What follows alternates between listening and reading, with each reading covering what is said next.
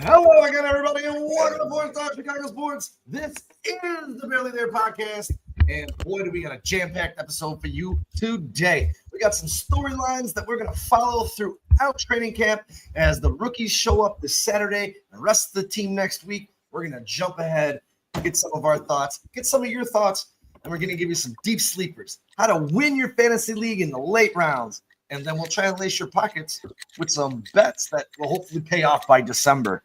Right after this.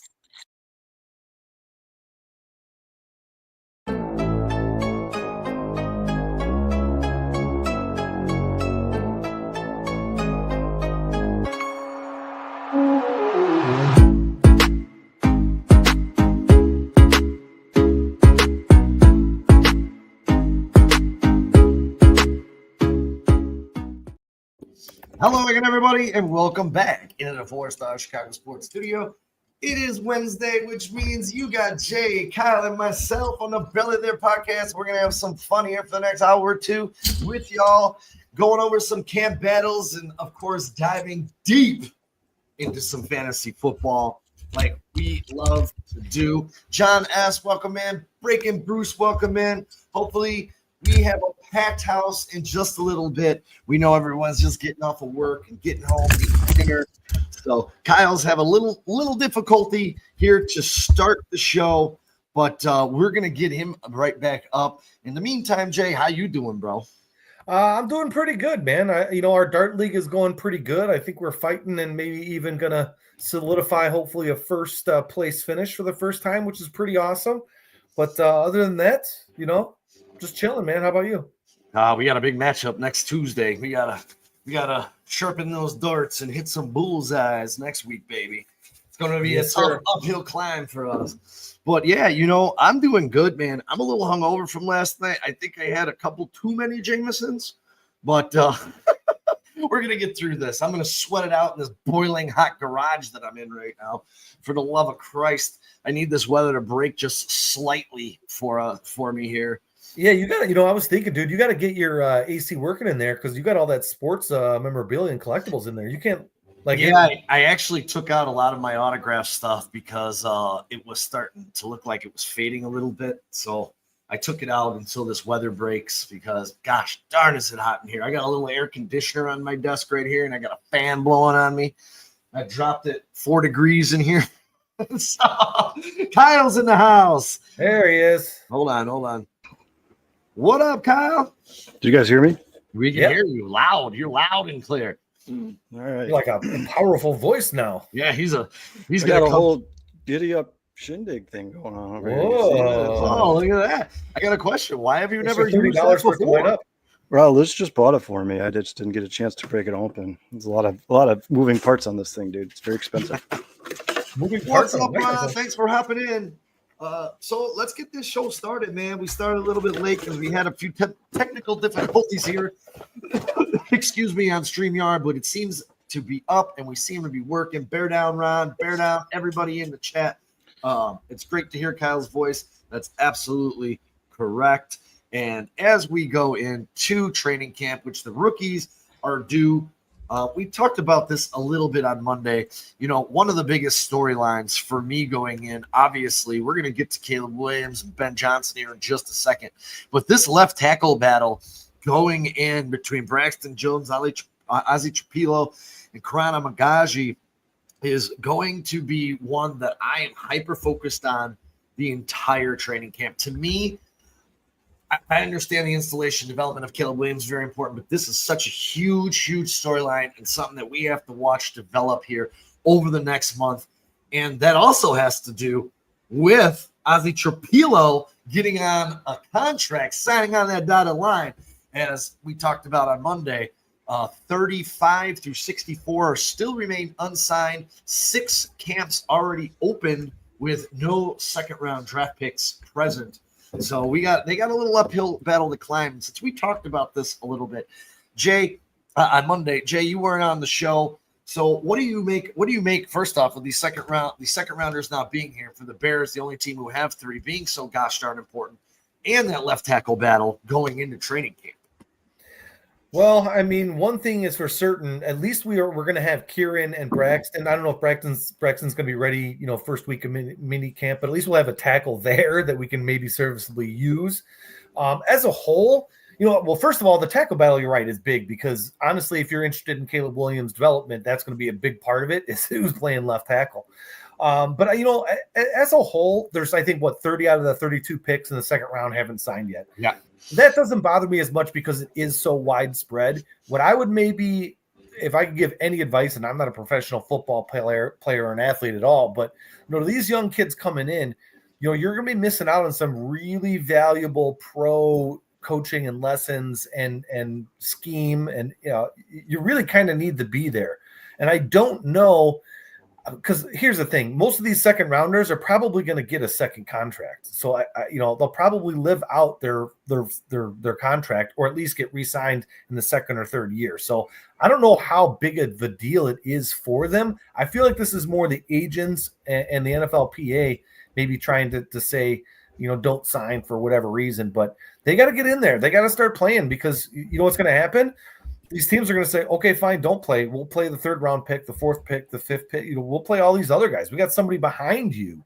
And you know what? You better hope they're not good because if they are, we're not going to really care about you anymore. And maybe we don't need to sign you. You know what I'm saying? We still have the rights to you for a few years. So we can sign you whenever we want or let you go whenever we want. Nobody else is going to be able to get you. And that to me is what's maybe the dumbest thing about this is you guys, they can't go anywhere else. So they're either going to sit out an entire year, their first year, which is going to want to make NFL teams not want them. And other players are going to come in and pass you by. This is a next guy up league, man. Yeah. You cannot fail. You cannot miss time because somebody else is coming behind you to take your job. Yeah. I don't know, Kyle, what do you think? To be honest with you guys, I was fixing my mic here. I didn't hear what Sean asked you.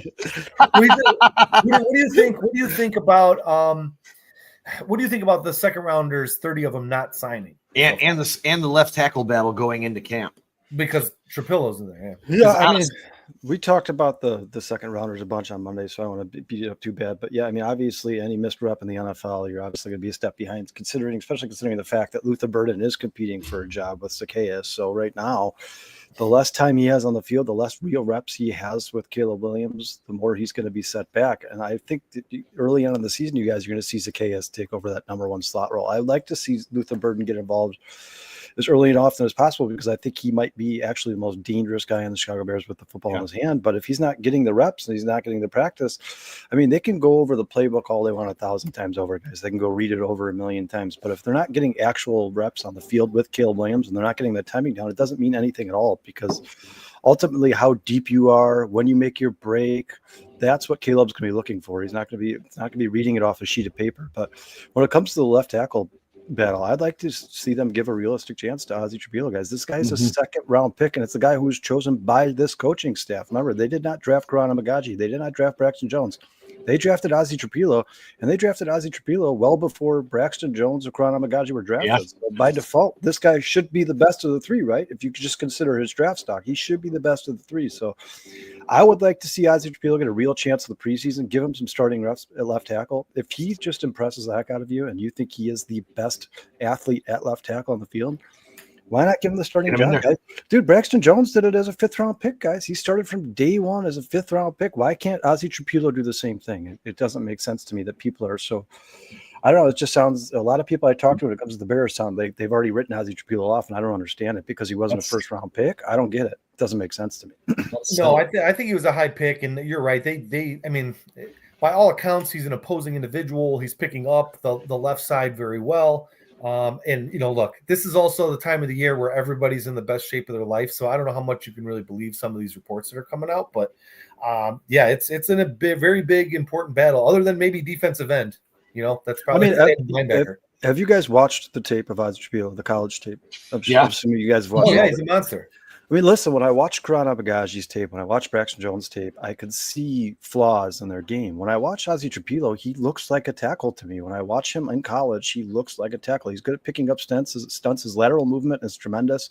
He's a big individual. So just to get around him, even if he doesn't move, the fact that he's 6'7", 330 pounds, just getting around him is tough. For me, he should have a head up on everybody else, and it should be his job to lose. But he's smart with his hands and his feet. He doesn't lose leverage very often. Another thing is, he looks like a pro.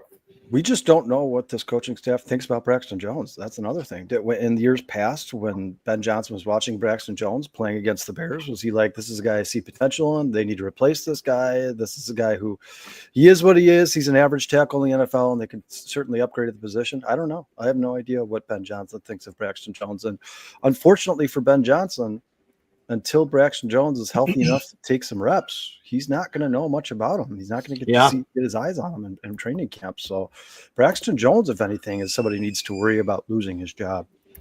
For sure. Too, another big thing for me is this defensive tackle rotation.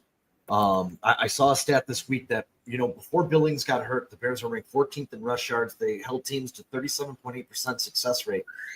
After he went out, they dropped to 28th in the league and had a 43.4% success rate. So not only getting Billings back, but how are they going to work in Grady Jarrett if Shamar Turner, or when Shamar Turner actually gets to Chicago and signs that deal and gets in there? I'm very interested in how that rotation is going to work out. I know they said Shamar Turner is only going to, put his hand in the dirt this year, but it'd be interesting to see if they do try him on the outside, if they do stand him up a little bit like he did in college. Just something that was for me and Kyle. I was actually going to talk about that too, like the pecking order of the wide receivers. Getting Burden in there. For me, what's his name? Just asked, will Burden be a burden? Ron over here, and for me, I think we've talked about this a couple times.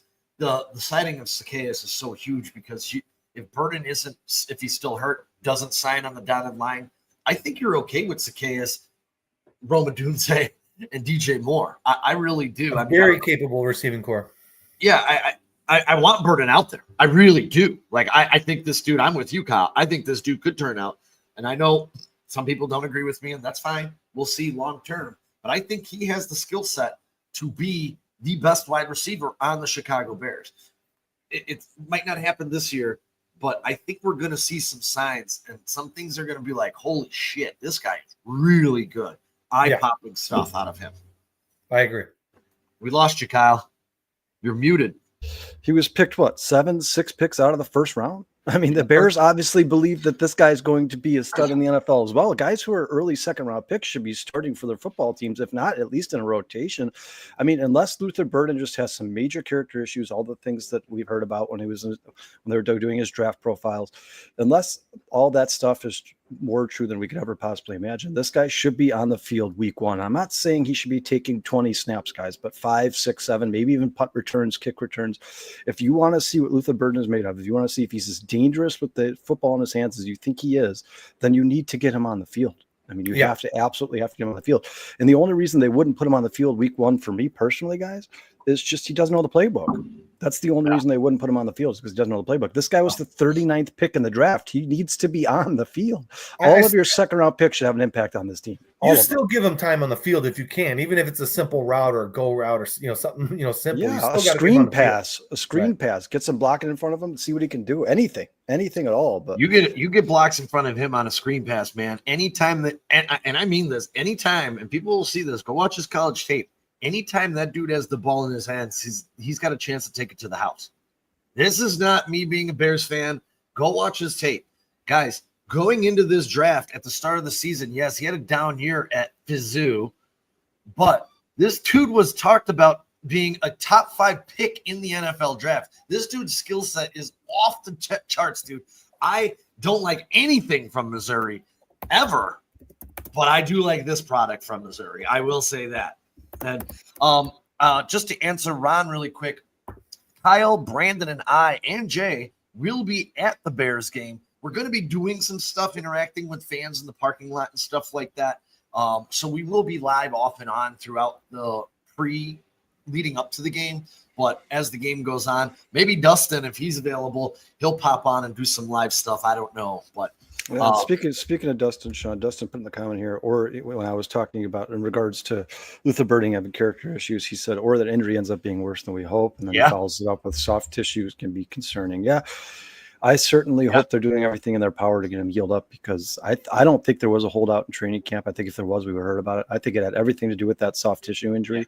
But from all accounts, if you listen to Ben Johnson, it sounds like he was supposed to be ready for training camp. So if he's not, I consider that a setback, because Ben Johnson said both Colston Loveland and Luther Burden should be ready at the start of training camp. So if he's not, that's a setback. Well, there was some interesting comments this week that came out, and it came out of Colston Loveland's mouth, not anybody else. He pretty much stated that he's not saying he's not going to be there, but I don't know that he feels he's going to be 100% for the start of camp. And this is was one of my concerns, and this was reported by multiple media outlets after he had an interview. So we'll have to wait and see. They're going to probably bring him along slow. I saw him working with some underprivileged kids, or it was at not underprivileged kids. Make-A-Wish. Make-A-Wish. He was in the pool and he was tossing the ball back and forth with them. And because he didn't have his shirt on, you could see all the cut marks on his shoulder, like that they were working on. So he's getting that work done pretty heavily. So it just could be a thing. And I've said this, and I think Kyle, you said this. This could be a thing where Colston Loveland starts off slow and doesn't pick up until halfway through the season. And that's why I've always said that Cole Kmet is going nowhere. Sean, I read the same article. He didn't come out and say that his shoulder is not going to be ready for training camp. What he said is he's concerned about the reaction. Once he gets into full go, he's worried about how his shoulder will respond. And listen, if that's coming out of Colston Loveland's mouth himself, that is concerning. That's a little bit concerning. And the Bears took this risk when they drafted a guy who just had a complete shoulder rebuild. They knew that this was a possibility. They knew this injury could linger. But like we've talked about for the last 3 weeks now, guys, if these injuries continue to linger, these guys are going to be a step behind when it comes to the regular season. No doubt about it. Really quick, DJ Prophet, Jebediah, Dustin, Brandon, Melon Smasher, Ron, James Christo. Hey, guys, thanks for spending a little time with us on Wednesday. Bear down, everybody. Appreciate it. We really appreciate y'all out there in the chat hanging out with us on this Saturday, Wednesday.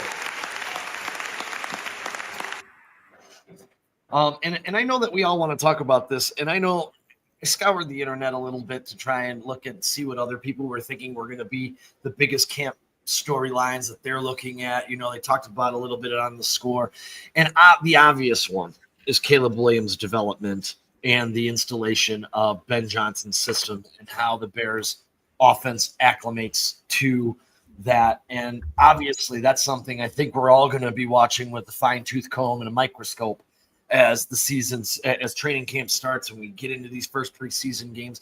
You know, I wanted to ask you guys, and chat, please chime in on this.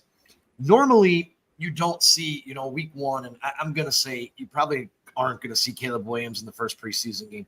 I personally think this year with the installation of a new system, Caleb Williams, I think maybe you should see him for a couple of plays, maybe run a drive in the first preseason game and extend that to 2-3, and I guess, the last one they probably won't play. You don't want to have any injuries in that fourth game. But what do you guys think? What would you like? What would your expectations be for, say, week one preseason game, week two preseason game? Do you want to see our starters on offense into the game more than a series, just a series? Do you want it to be standard? You know what, dude? I'm fine with all 3 games if the starters do just one drive. There's a lot of players on this team that you got to see. There's a lot, I think, more battles than they want you, want to let on about, especially on defense.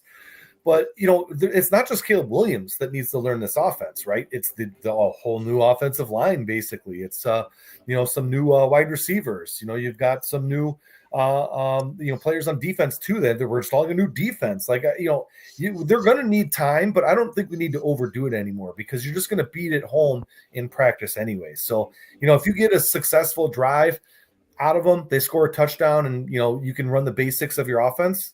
I don't see any reason why you need to keep them in any longer, no matter what game it is. I don't know, man. This is the one year in which I think the Bears should give as many of their starters as much playing time as possible in the preseason. Obviously, you guys, I'm not talking about playing 3 quarters, but maybe Right. 1, 2, 3 drives in every single game. Just because, like you said, Sean, this is a brand new system, a brand new scheme with a brand new head coach, a brand new coaching staff, and on top of that, a lot of the new starters, like Jason just mentioned here, are brand new to the Bears, whether they be veterans or rookies. Doesn't matter. You talk about guys Yeah. like Joe Tooney, you talk about guys like Drew Dahlman, Jonah Jackson.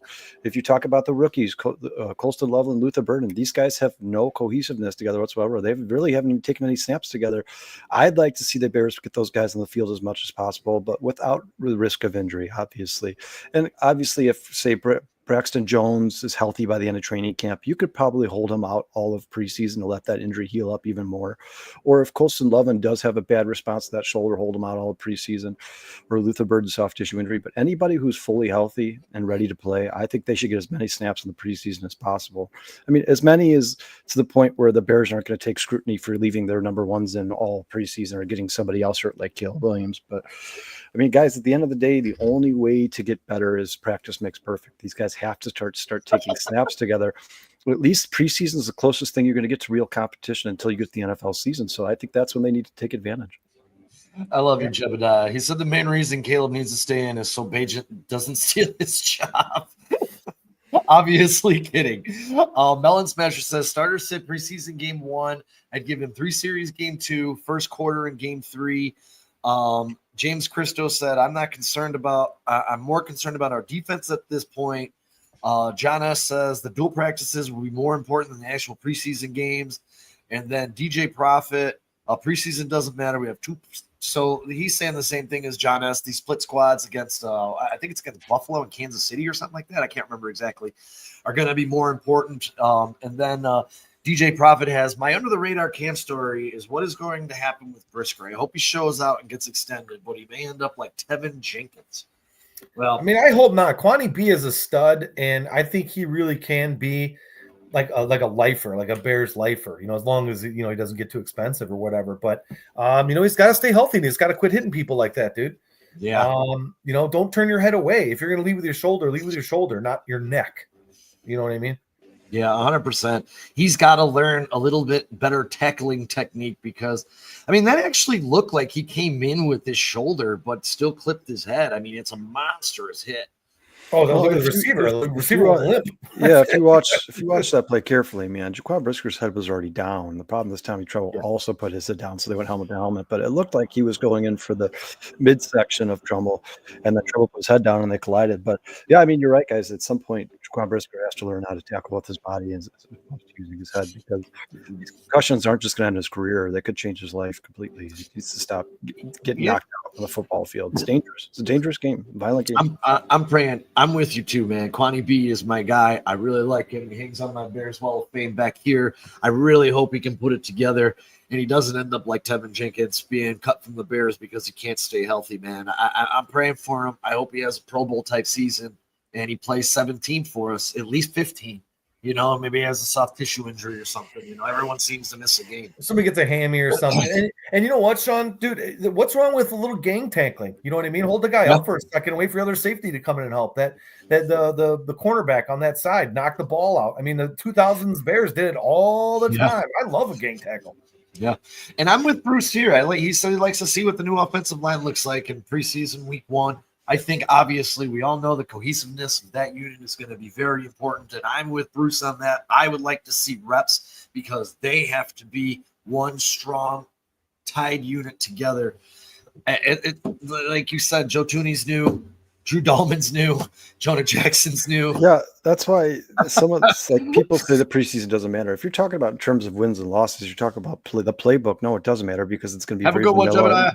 Very vanilla, and they don't want to give anything away. But if you're talking about just getting to know each other, how you're playing style, playing next to each other, the preseason does matter, guys. Because at the end of the day, if they're playing number ones in the preseason, those offensive linemen are still going to try to stop Caleb Williams from getting hit. So they are going to give 100% when they're on the field in the preseason.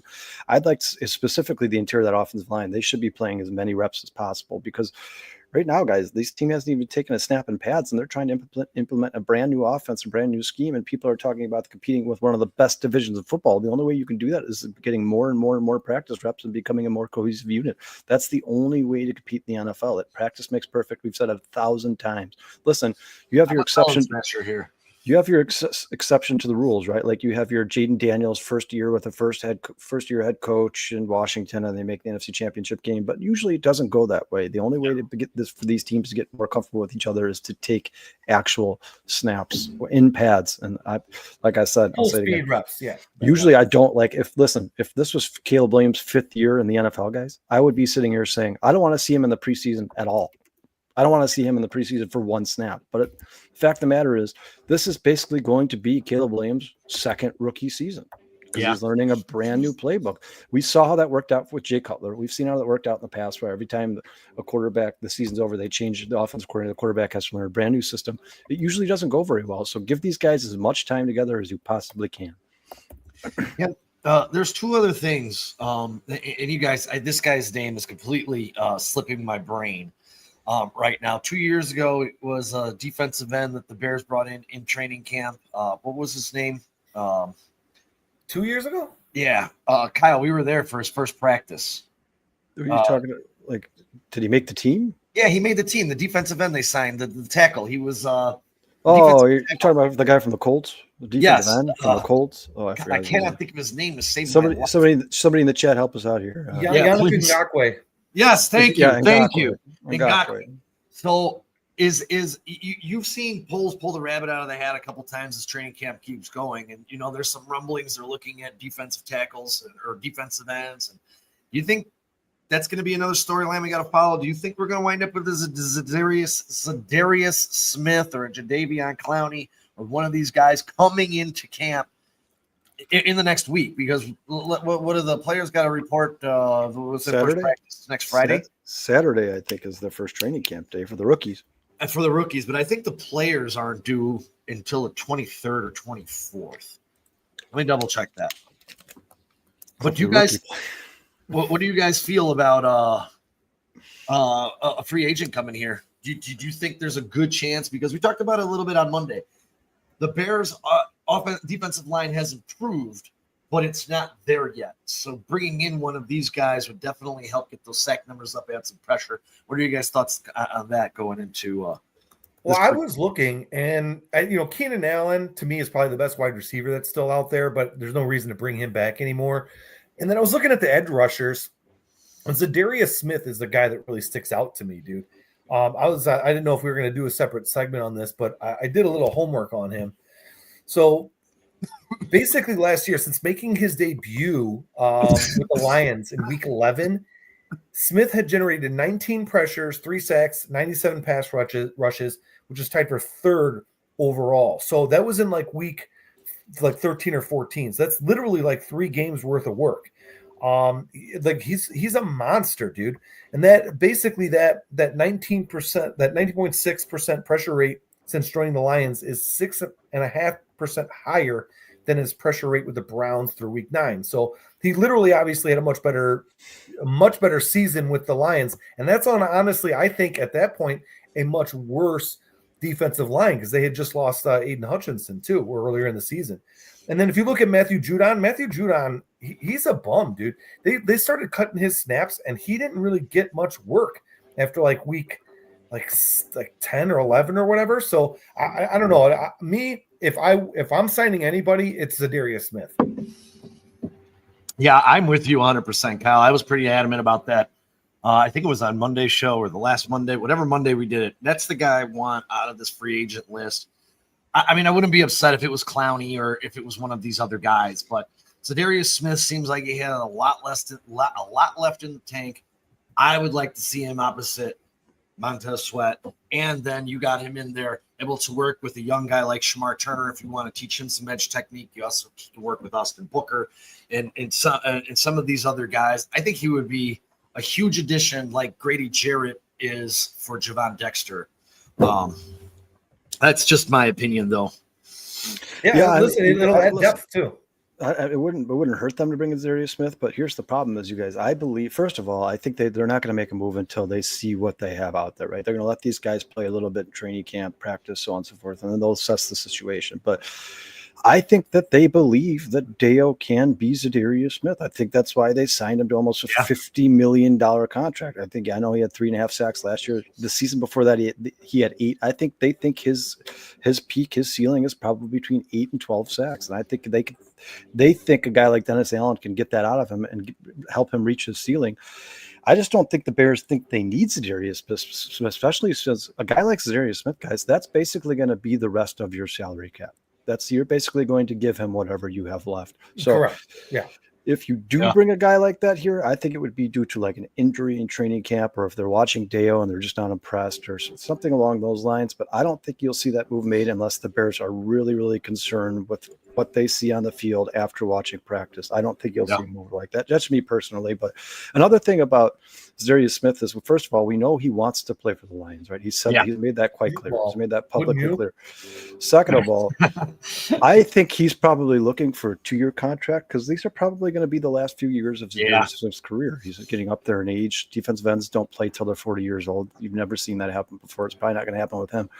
I just think that he's probably going to look for a 2-3 year contract, and I don't know if the Bears are willing to give him that. And he is 32 years old, so you're right, Kyle. He's coming to the end of that. Yeah, so Sean, if he signs the hourglass is running out. Yeah, if he signs a 1 year this year, guys, a 1 year contract, and he has 4 sacks and he's disappointing, that would very well be his last year in the NFL. Yeah. Like what DJ Prophet said, if we don't bring someone in, I don't want any of the fan base lose their shit. That means they like what they got and they're ready. Let it ride. So I like that comment as well, DJ. Yeah, I'm with you, man. Like, hey, if you guys feel that. If they feel that Booker's made that step, he's added some muscle in the offseason. He went to a couple of different camps. I know I follow him because I'm a Jayhawk and he's my boy. He's been working his ass off this summer to be ready for this season. So I know Dustin's a big fan of him. I know, Kyle, you're a big fan of him.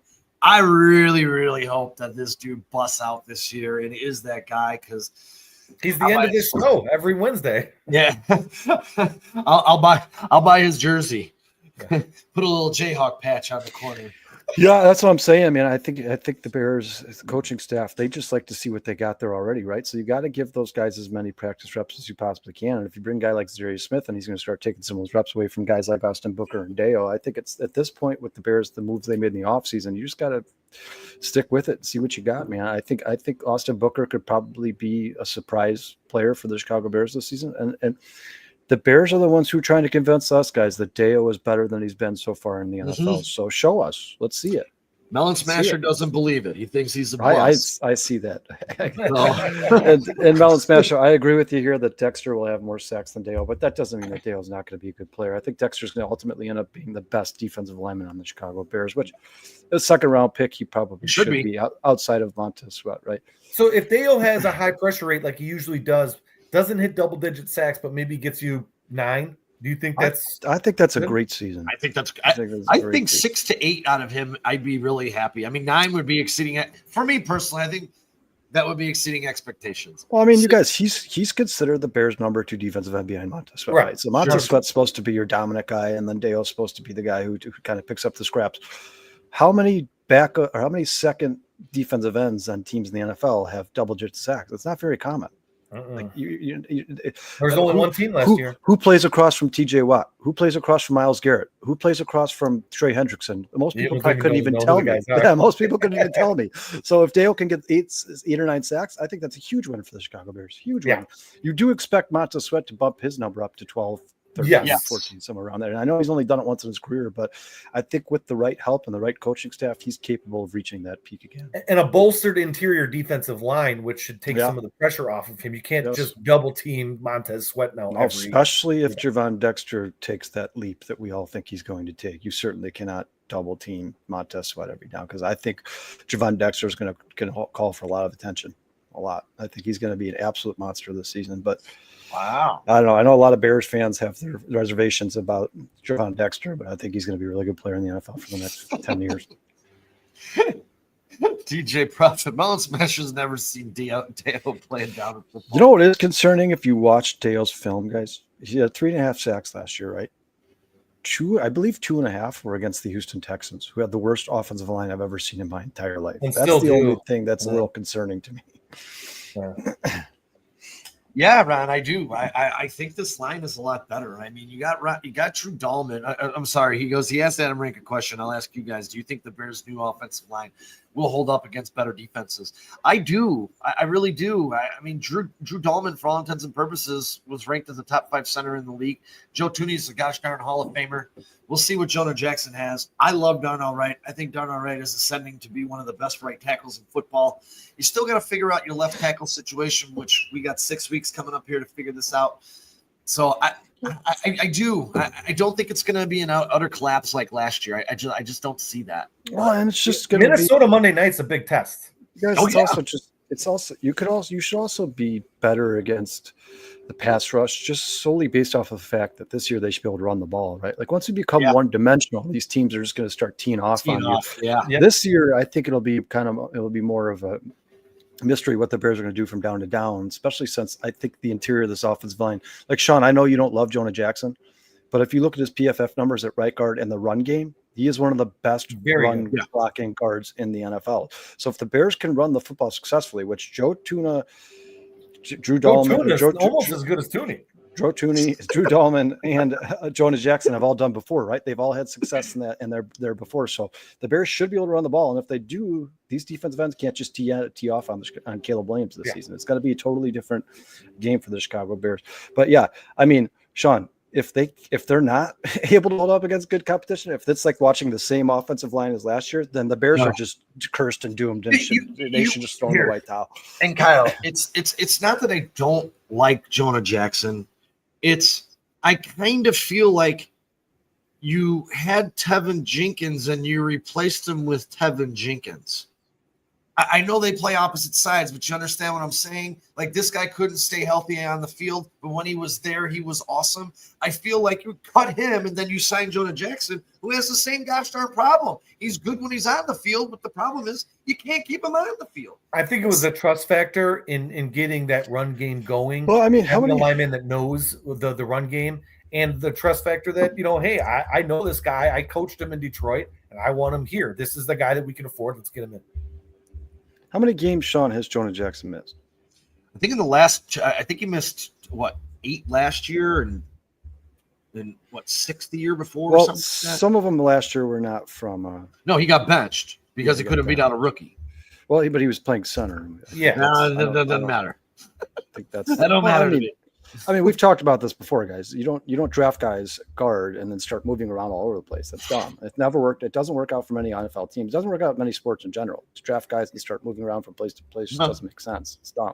It's the position these guys played his entire life, and all of a sudden you want them to start playing at center. It's stupid. Yeah. So last year he had 107 snaps at center, 93 at left guard, and 66 at right guard. But I can't find his games played here because technically offensive linemen don't have statistics on ESPN. But I think Tevin Jenkins missed more games than he did. I mean, Sean, I'm not disagreeing with you. It's certainly a risk. Signing Jonah Jackson was certainly a risk. But I think they have a lot of faith in Bill Murray, and I think that they think they can get the same Jonah Jackson that was healthy in Detroit and made a Pro Bowl under Ben Johnson. That's what I think that their thought process is. I think Bill Murray's their guard of the future. I think you're 100% right. I think they want to develop him a little bit more because when Bill Murray was in the game, I think he had like not very many games, but like when he was in there, he was actually really efficient and really good at both passing and run blocking. So Jonah Jackson in 2023 started 12 games, 2022 13 games. Last year he only played 4 games. So that was due in part to the benching. Yeah. Yeah, so if you look at the last couple of years, he's missed a considerable amount of time. Look, I hope it works out. I mean, look, I'm a Bears fan. I want to be a freaking all pro. Like I really do. Yeah, I know. And if you're going to use that logic, you got to use it on everybody. I mean, you guys, Drew Dahlman has certainly not been a healthy player in the NFL since he's been drafted. The guy's missed a major time with an ankle injury. But I mean, the hope is that first of all, guys, the expectation is for every offensive lineman to miss time in the NFL. That is how the NFL is going. They all miss time. Nobody, the only guy who does, that's why Joe Tooney is like a unicorn, because has been so healthy throughout his career. Most of these guys miss a couple games a year. So that should be expected. Like Sean, you saying he played 14 games, that doesn't bother me. That doesn't bother me at all, because I think that should be expected. But yeah, if you're talking about a guy who's playing 4 games a year, especially if it's the same reoccurring injury, that's an issue. But remember, guys, they re-signed Bill Murray, who I think they like a lot. And I think Bill Murray played pretty well when he was on this team last year. And then on top of that, I believe that they drafted Luke Newman to be a backup center. I don't think he's going to play guard. I think he's going to be backup center to Drew Dalman. And I think these are two guys who said he's training for center right now. He's not even training for to be a guard. I mean, the depth has improved. Is there a question mark? Certainly. We don't know anything about Luke Newman. He's a rookie, but I think the depth has improved a little bit. I think the Bears, if they miss a couple guys for a couple games, it's not going to be the end of the world like it was last year, where you're watching backups start blocking each other instead of blocking the defensive line. You know what, too, Kyle? You made a really good point. Dude, I think injuries and the way teams handle injuries are way different than we were younger. You know, if some guy says, like, my neck hurts, you got to go into, like, concussion protocol. You got to do all these other things. And I think they're really valuing these players more as assets and not just as players. You know, we got 150 million in this guy, or 60 million.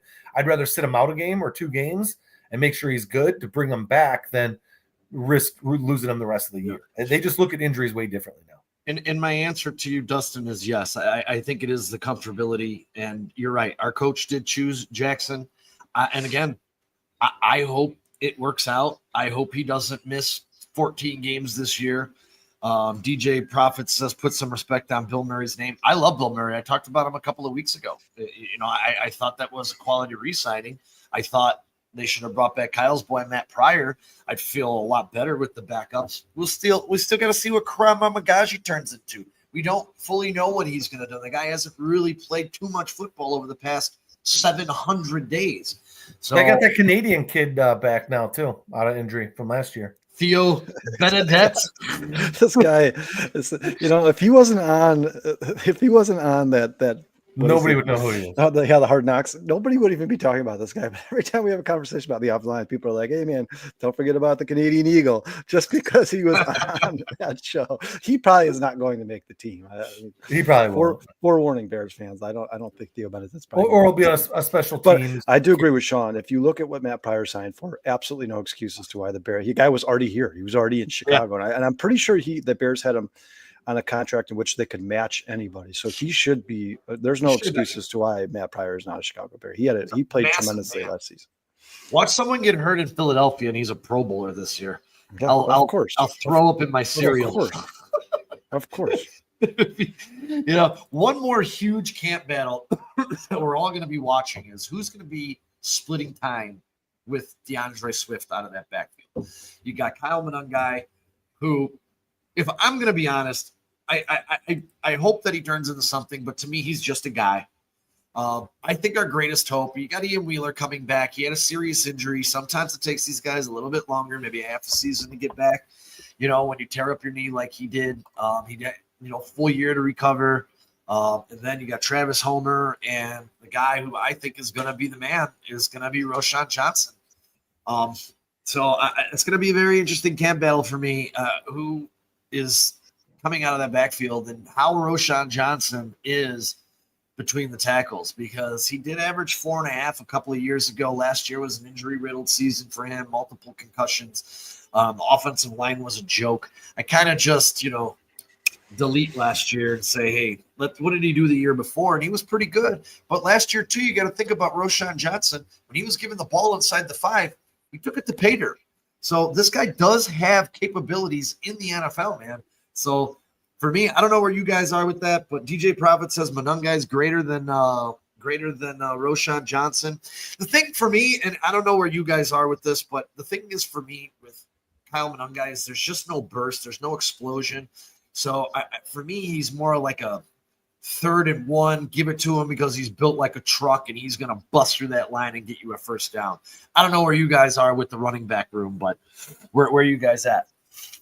Monangai is a little bit short, but he is at 211. It's going to look big on a 5'8" frame, 5'9" frame.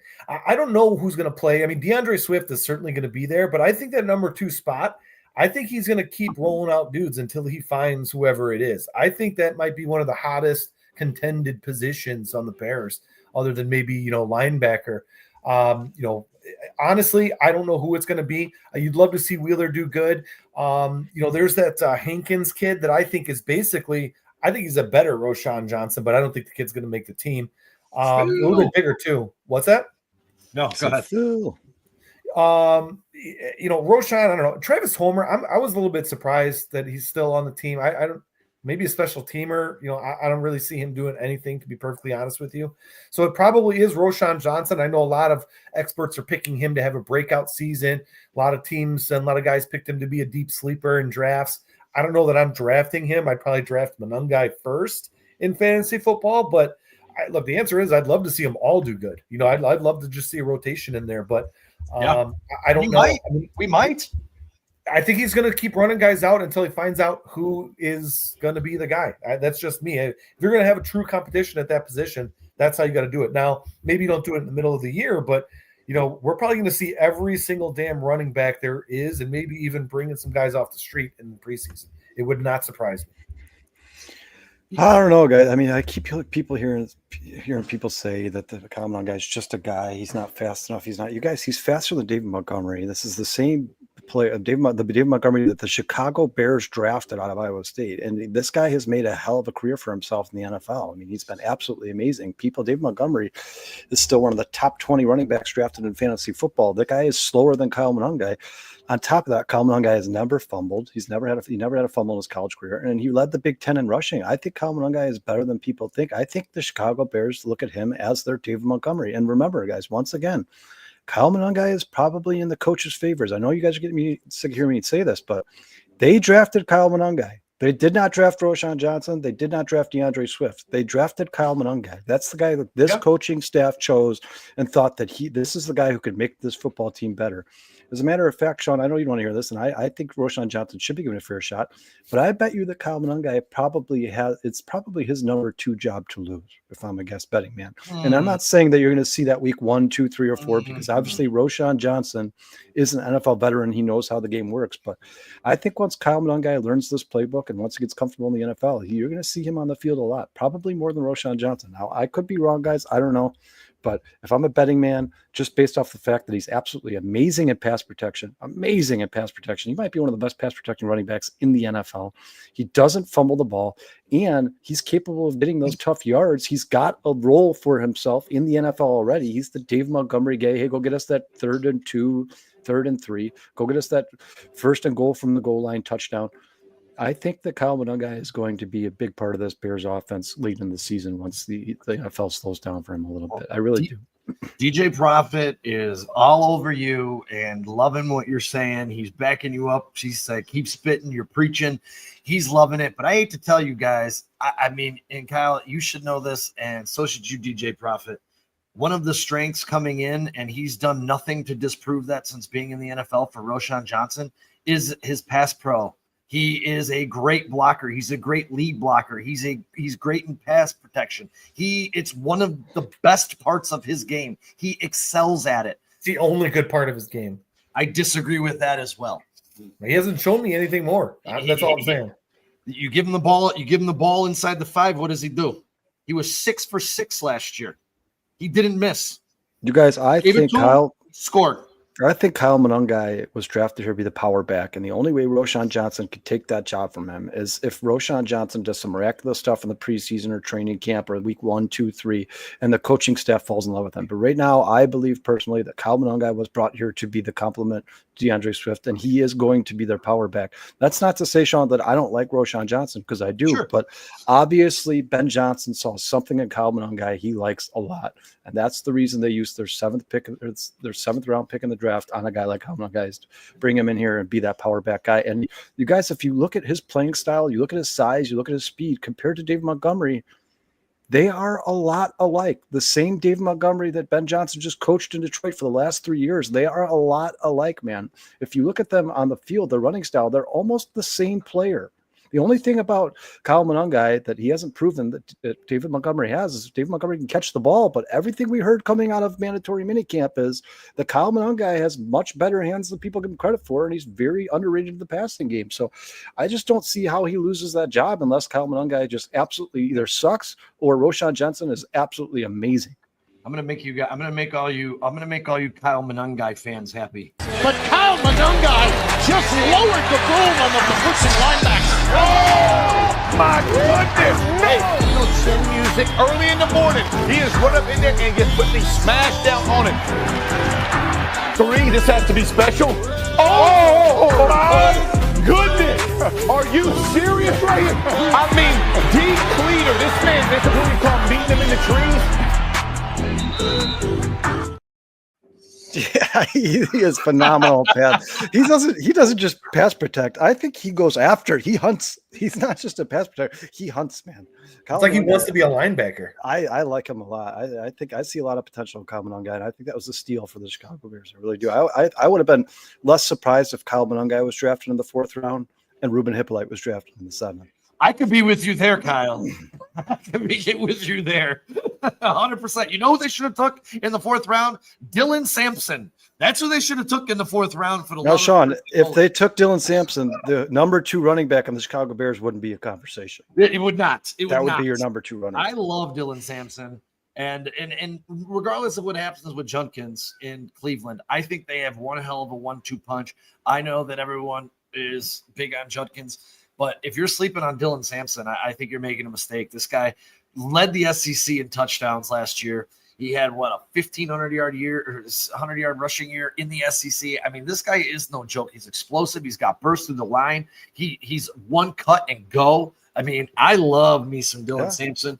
And with Judkins right now with his legal troubles, you might see him for 4 to 6 weeks to start the season. So yeah, I mean, this is another one of those stories of long-term success at a single position on an NFL team. You talk about the Packers replacing that's a crowded running back room. You talk about the Colts replacing Peyton Manning with Andrew Luck. Now you're talking about the Browns replacing one of the best running backs in Nick Chubb in NFL history, a guy who's still averaging over 5 yards a carry for his career, with Quidshot Judkins and Dylan Sampson. They got it made over there in Cleveland. Don't they have the running back too?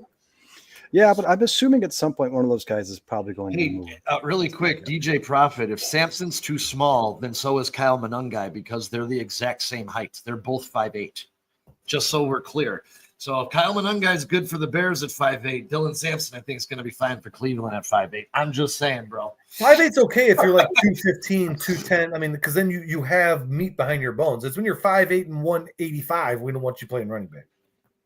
Yeah, I mean, I mean, Barry Sanders.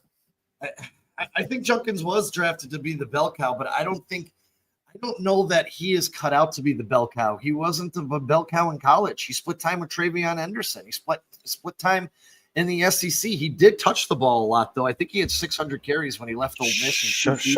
Sean, you know how much Dylan Sampson weighs? He's asking. DJ Profit's asking you the weight. Hold on. Let me look it up really quick. I don't. I just know he's 5'8". He's 200. He's 201 pounds. Yeah, Kyle Monangai is what, 210? Kyle Monangai is 207. I mean, yeah, so they're very 5'8", 201, 5'8". I mean, they're almost identical. Yeah, they're almost the exact same player.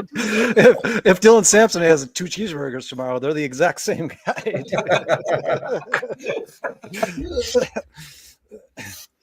No, 200 compared to 220, but he's not 220. I mean, I just that's a question mark, Sean. He was asking 200 compared.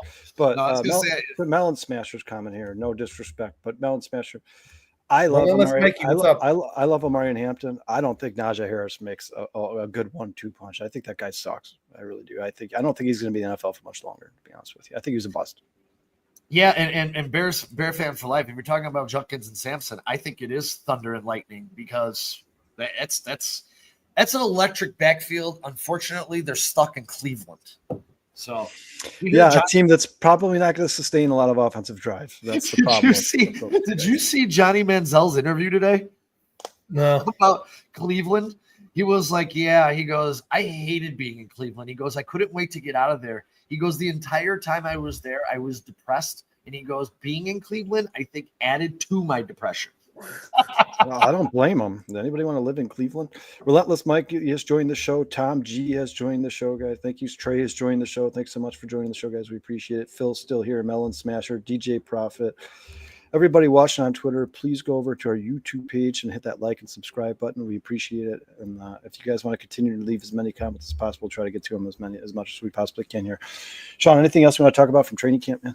No, anybody in the chat, you got anything left for training camp? If not, we're gonna help you win your fantasy league. You guys, I don't want to make too big of a deal about this because for all I know, maybe he's cut before training camp starts. But I'm telling you, watch the kicker battle in training camp. I'm telling you, man, watch people that keep saying that. There's like another one. I don't think so. I think this is. I forgot about this. Santos is going to be the guy. I don't know if that's true, guys. I think they like Jonathan Kim a lot. And he can hit 60-yard field goals. Here, I'm a fan of Santos, but we've talked about this. You need a guy. You can't sacrifice a game because a kicker can't kick a field goal past 40 yards. Yeah. You have to improve that. Take points when you can take points. Yes. And if your kicker is not capable of getting you points from the 55-yard line, then you need a new kicker. It's that simple. I'll always love Santos for kicking that game winner versus Green Bay and keeping Caleb Williams undefeated in Lambeau. But love you. Peace. Time to go. And Bears fan for life says Santos' job is definitely at least in stiff competition. I agree with you 100%. Yeah, I agree, Phil. I watch that battle in training camp of the preseason, guys, because I think that Jonathan Kim could easily take that. If he goes 8 for 9 and he kicks a couple of 50+ yarders, I think he can take that job, no problem. And before we move on, do you guys think there's a cornerback 2 battle between yes, absolutely. Frazier, Smith, or Terrell Smith and Tyreek Stevenson? Once again, I know you guys are probably getting so sick of me saying this, and Jason, correct me if you think I'm wrong here, but you guys, the guys that the coaching staff chose, I think are already in favor. Like this coaching staff loves Zay Frazier, right? They didn't draft Tyreek Stevenson. All they know about Tyreek Stevenson is he was a second-round pick who was underperformed and has had character issues since the Chicago Bears drafted him. What they know about Zay Frazier is he's a prototypical cornerback size. They like the tape a lot, and they all say he's a really good guy and a hard worker. So, I mean, if Stevenson makes a couple mistakes here and there, I think that door is much more wide open than people believe it is. I really do. And I think if Zay Frazier, if he's a guy who can learn this system fast, a guy who can learn the NFL quickly, I think that he could take that job 100%. Yeah, I agree. And you know what? At DB, it's a lot easier to get playing time than some of the other positions. It's almost like wide receiver, right? You could be a 5th wide receiver and still get 3 snaps in a game. It's not like a quarterback. If you're the 3rd string quarterback, you're not playing. So DBs, they're going to rotate in depending on packages. They could be playing on special teams. They could be doing a lot of things. And I think competition there, especially when we have some injury concerns there, is going to do nothing but make that defense better. This was a good point by DJ Profit. And I'll ask you guys this right now. That's a really good question. If you cut Santos, it's a $4.2 million cap hit. Do the Bears do that? You guys, I'm telling you, I've read 13 articles on this, guys. I'm telling you, all these sports writers, these guys who are in mandatory minicamp, the guys who are on the field in Hallis Hall are saying the Bears like this Kim guy a lot. They like him a lot, and they think he is capable of being an NFL kicker. So if he can be better than Cairo Santos, or even just be Cairo Santos, and you can save $5 million in the process, why not? Now you got $21 million in cap space or whatever. Yeah, it's time for the Bears to stop doing people favors. This is a business. Like, I know they're like, oh, but Cairo's been so cool since he's been here. He's been such a good. I don't give a shit. You're competing for a Super Bowl. You're not. It's just because we were coming off of like Cody Parkey and whatever. Like we're like, oh god, a guy at least will hit the 45-yarder. Yeah. I'm with you, Phil. He goes, definitely nothing wrong with competition at all positions. Competition brings out the best in everyone. Relentless Mikey's in the house. What's up, brother? He says Terrell has to stay healthy. You don't save $5 million from DJ. He's a dead cap hit. And Bruce is with you, Kyle. So yeah, I mean, you guys, I don't see anybody in the chat who is opposed to moving on from Cairo Santos. Have you guys seen one chat where somebody's like, I really like Cairo Santos and I want for him to be here for the next 5? I don't see any. No, that was Robbie Gold. There's not a lot of Cairo Santos fans yet. Yeah, Robbie Gould could probably still be kicking field goals longer than Carlos Santos right now. Dude, he got traded or left to go to San Francisco and left his family here and still lives here. He took Chicago over San Francisco. I mean, that guy wanted to be a Chicago Bear. That's the one position where if you have a good enough guy, it doesn't matter who the coaching staff is or whatever. You're going to keep a really good kicker. That was still one of the dumbest moves I've ever seen. I'll tell you, dude, when I'm watching Brandon Aubrey on Dallas, I'm like, God damn, I wish we had a kicker. I mean, dude, they'll bring him in to kick a 65-yarder without hesitation. They're like, hey, well, Sean, how much? So this year would be a cap hit for Santos, but he was signed to a 3-year deal, correct? So how much money would they ultimately save from? Because they would save money. He's not a fully guaranteed contract. His base salary is $3.1 million with a $1 million signing bonus and a $100,000 workout bonus. It's his cap hit is 4.26. Next year it's 3.7. The following year it's 3.7. Yeah, so this guy's under contract for 3 years. So if you cut him, you would save money somewhere. For sure, you'd have dead cap, no doubt about it. Everybody you cut, you're gonna have dead cap. Dead cap. You're always gonna have dead cap. This year on Santos is 5.2 million. Next year it's 1.1 million. Yeah, that's nothing. This year's a lot. Next year's nothing. So if you got a kicker in the building you think is better than he is, I'm eating the $5 million if I got a kicker in the building that can kick me a 55-yarder and win me a football game. I'm eating the $5 million. That's on me. That's all I'm saying, dude. I agree. You heard that poll. Sean said he would pay for it. and here, Trey, I'll tell you this. Robbie Gould's on my wall of fame right here. I love Robbie Gould. I wish Robbie Gould never left Chicago. He wishes he never left Chicago. And every dollar that he wanted, he was worth every freaking 100%.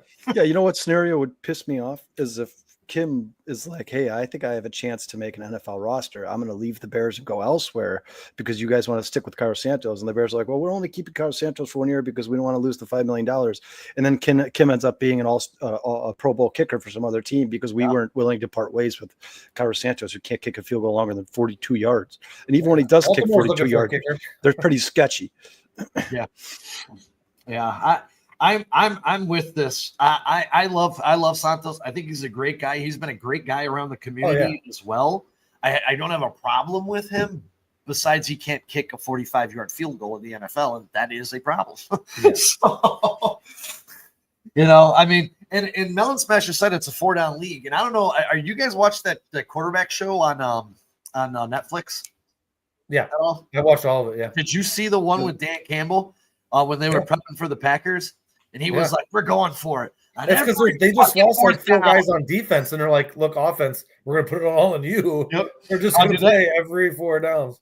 I'll tell you guys, if you don't watch that show on Netflix, you guys should, because that show's how many is it? Only one season of it? I think it's there's 2 quarterback seasons and then 1 wide receiver season. Yeah, I saw the first quarterback season. I saw the wide receiver season. I didn't know there was a second. Who's in it in the second quarterback season? Who are the quarterbacks? Jared Goff. Who is the other one? Kirk Cousins again. Gosh darn it, I can't remember either. Jared Goff. I'll have to check it out. All right, Sean. No, not Sam Bradford. Sam Bradford. Not Sam Bradford. Oh, Stafford. I thought you said Sam Bradford. I'm like, Sam. No, not Stafford either. It's not Stafford. It was Goff. Oh, that's great. Oh, yeah. I thought it was like Teddy Bridgewater or something. No. Like Teddy Two Gloves. God dang it. Joe Burrow. Thank you. Burrow. Dante is Joe Burrow. And Relentless Mikey said he's watching it to give Ben insights. I like that. I didn't even, you know what, Mikey? I didn't even think about it that way, but you definitely are. That's pretty, I did not even think about that. That's a great way. Joe Burrow, Relentless Mikey saying, and so is Dante Purify. Welcome to the show, Dante. Yeah, guys, by the way, it was, it's not Ben Johnson that was aggressive on 4th down. It was Dan Campbell that was aggressive on 4th down. So yeah, correct. He's the one making the call to go for it on 4th down, not the offensive coordinator. Knowing Ben Johnson, he's probably going to be more aggressive than Dan Campbell. I bet you Ben Johnson thinks he can get a 1st down on 3rd and 38. What did he say about the tush push again? What did he say about the tush push again? What was that? I like big plays. I like big splash plays. Yeah. Forget about the tush push, man. I'm throwing that ball 50 yards on the field.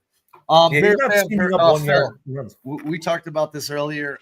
Fortunate for us, unfortunately for our community, we're going to be at the Bears game. Kyle, Brandon, myself, and Jason, we're going to be at the home opener, sitting in the end zone. So we will not be having a party. Dustin might do something. I don't know. We haven't really talked about it because the four of us are going to be at the game. So, but we're going to do some stuff. Streaking. Yeah, we're going to do some stuff at the game. Jason's done it before. He'll do it again.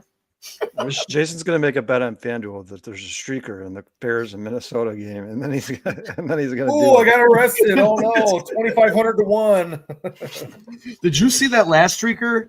I think it was against the Rams, and they had that pink thing. Dude, I can't remember who the player was, but absolutely like a Hall of Famer, dude. What's his dude? Basically a freight truck, and there was another guy chasing him from behind. Like he was getting nailed one way or the other. Oh, DJ Profit, you'll be in Chicago for the Cowboys game. That's awesome, man. That's awesome. Where are you from, DJ? Yeah, I was going to ask. I thought you were from Chicago. And Phil, just so you know, the Bears-Redskins Monday night game, I spoke with River Street yesterday, Kyle and I yesterday. They're going to open up on Monday. We're going to do a live show, pre- and post-game show for the Bears and the Redskins on Monday night. I believe it's the second week of October, something like that. Whatever week that is, we're going to do that. So, oh, man, that's awesome. You're in Arkansas. You originally, DJ, are you originally from Chicago and just had to move there for work or whatever, for whatever reason? Doesn't really matter. All right, guys. Let's. I'm from New Jersey, but I live in Arkansas, so I guess he's just a Bears. And you became a Bears fan, dude. That's freaking awesome. You just might become. You got extra brownie points, DJ. Yeah, dude. You kind of just became one of my favorite chat members, dude. Maybe his grandparents are from Chicago or something. Sean, do you want to move on to these fantasy sleepers? Yeah, we're into our second hour, so yeah, definitely, because we got a bunch to get to. I did a bunch, but I don't know, how many did you do, Kyle? I only did 5. I did 5 as well. I did more than 5 plus the bonus. Brandon Duplessis pick. 5, 6, 7, 8. Well, 9. I think a lot of us will. I did 9. Some of us might have some of the same guys, so this might. Yeah. Sean, start it off, man. You give us your first deep sleeper of the 2025 NFL. My first deep sleeper. So my first deep sleeper is a guy who has his ADP right now is 41 at the running back position. So he's running back 41, not ADP 41 overall, right? Running back, right? 116th overall. Give me 1 second, guys. This dog is insane. No, but this gentleman's name, and Kyle, you're going to know exactly these numbers that I'm about to flash on this screen, because when I was looking for his stats earlier today, he was on your fantasy team and on your final starting lineup of 2024. And that, my friends, is Tajay Spears. Oops, hold on 1 second. Let me get this out of here. So Tajay Spears, my friends, is going just about 40 picks later than Tony Pollard. And if you look at what he did last year, Spears was rarely healthy. Kyle, you know this. He twisted his ankle in week 2. Then he pulled his hamstring. And when he returned in week 6, costing him the next 3 games. But then when he did return, you see the numbers on the screen right now. You know, not to mention, they're turning this offense over. And Tony Pollard's best days, I believe, are behind him. When he was playing, he was 14th in yards per carry, 4th in missed tackles per attempt, 11th in yards after contact per attempt. Spears posted 52 for 385 on the receiving line. That is just amazing. He took the lead, as you see, over Pollard towards the end, getting 61% of the snaps. During that 3-week span, there was 4 running backs better than him in football: Jonathan Taylor, Bijan Robinson, Jamar Gibbs, and James Cook. My friends, this guy, taking him in the 8th or 9th round, he could turn around, and this dude can win you your season. He's explosive. He catches the ball. And this is another one of those guys, in my mind, once he gets the ball in his hand, he can get to the end zone at any time. Tajay Spears is one of my favorite late-round running backs. Yeah, I got a couple of Tennessee guys on there. He's not on there because I kind of had a feeling you guys would be touching up on him. I mean, Well, he's I like Spears a lot too. I didn't even consider him a deep sleeper. I didn't realize his ADP was that low. He should be higher than that. That's ridiculous. He probably will be when he's healthy. He's good, man. That's why when I was looking at it too, I was like, man, in standard leagues, he's only one notch better. So if you don't, my rankings are off a half point PPR because that's most of the leagues I'm in is half point PPR. In standard leagues, he moves up one slot to 40. I mean, he's highly disrespected, and that's what I'm saying. If you're going through your league and this guy's just freaking sitting there, dude, snatch this guy up, man. Like, yeah, I drafted him in all of my leagues last year.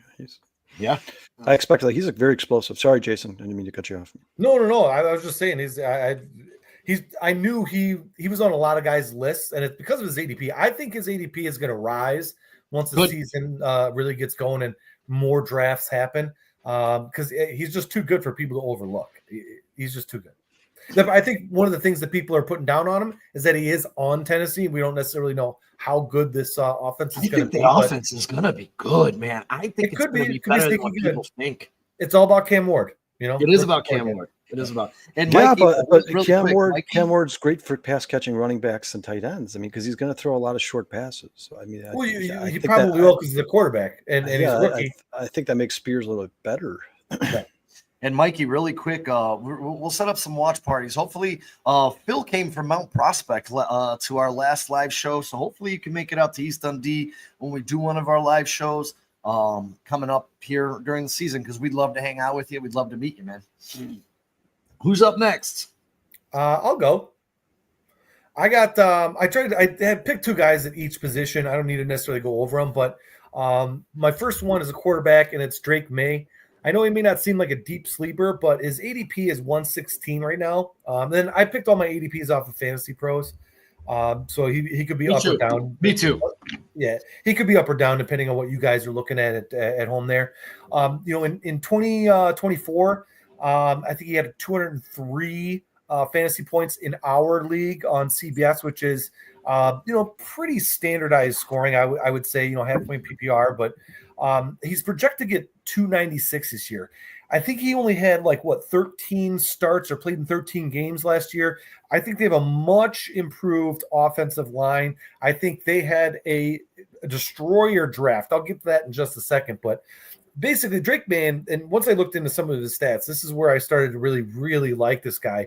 And it's got very little to do with their head coaching hire. I think Drake May is just a good quarterback, but everybody talks about his running style, but Drake May is just one of two quarterbacks that have gained positive EPA on tight window targets this season. The only other one is Lamar Jackson. May is thrown into a tight window, which is less than 1 yard of separation, on 15.5% of his pass attempts last season, slightly over the league average, which is 14.8. He also recorded the 10th highest completion percentage on such passes. Again, this is as a rookie, with 36.5%. So the Bills, it just says to keep that in mind, the Bills have forced the third lowest tight window rate. So, he's going up against some really good teams and really kind of winning battles in his specific division that I don't think a lot of people are in that division. I think they're kind of a sneaky underdog of New England this year. But if you look at their draft and who they added, so they added Kyle Williams, Stephon Diggs, Mac Hollins. I think he had 9 less rushing yards than Bo Nix last year. Bo Nix is like the super stud quarterback that everyone wants. He's going at 7 or 8 right now in ADP quarterbacks, but had 105 rushing yards over expected, a plus 105. So, I mean, literally he kind of overachieved. And I don't think if you look at his college career, I don't think that's a coincidence. They signed Will Campbell at left tackle, Travion Henderson. I said Kyle Williams, Jared Wilson. That was their draft, dude. Will Campbell, Travion Henderson, Kyle Williams, Jared Wilson, Craig Woodson, and Joshua Farmer. Those are their first 5 or 6 picks. It was unbelievable. They had a really, really good draft. I think they just nailed it, and I think Drake May, the ceiling's only going to get higher and higher and higher, and he's going to have a really good year this year. Especially, you're going to get him in the 11th round.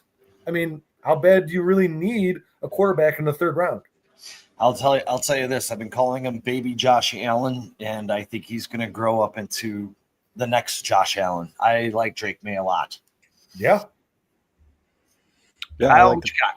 I like the pick, Jason. Yeah, I mean, you guys, I didn't have a ton of time today, so I didn't do what their actual ADP is. These are pretty much guys who I think are going to go either past the 11th round. Some of them will probably go undrafted, but my number one deep sleeper is Roman Wilson on the Pittsburgh Steelers. Oh, you bastard. Wilson was selected in the third round of the 2024 draft, picked 84 overall. He missed all of 2024 season after suffering an ankle injury early and hamstring injury halfway through the season, pretty much kept him off the field all year.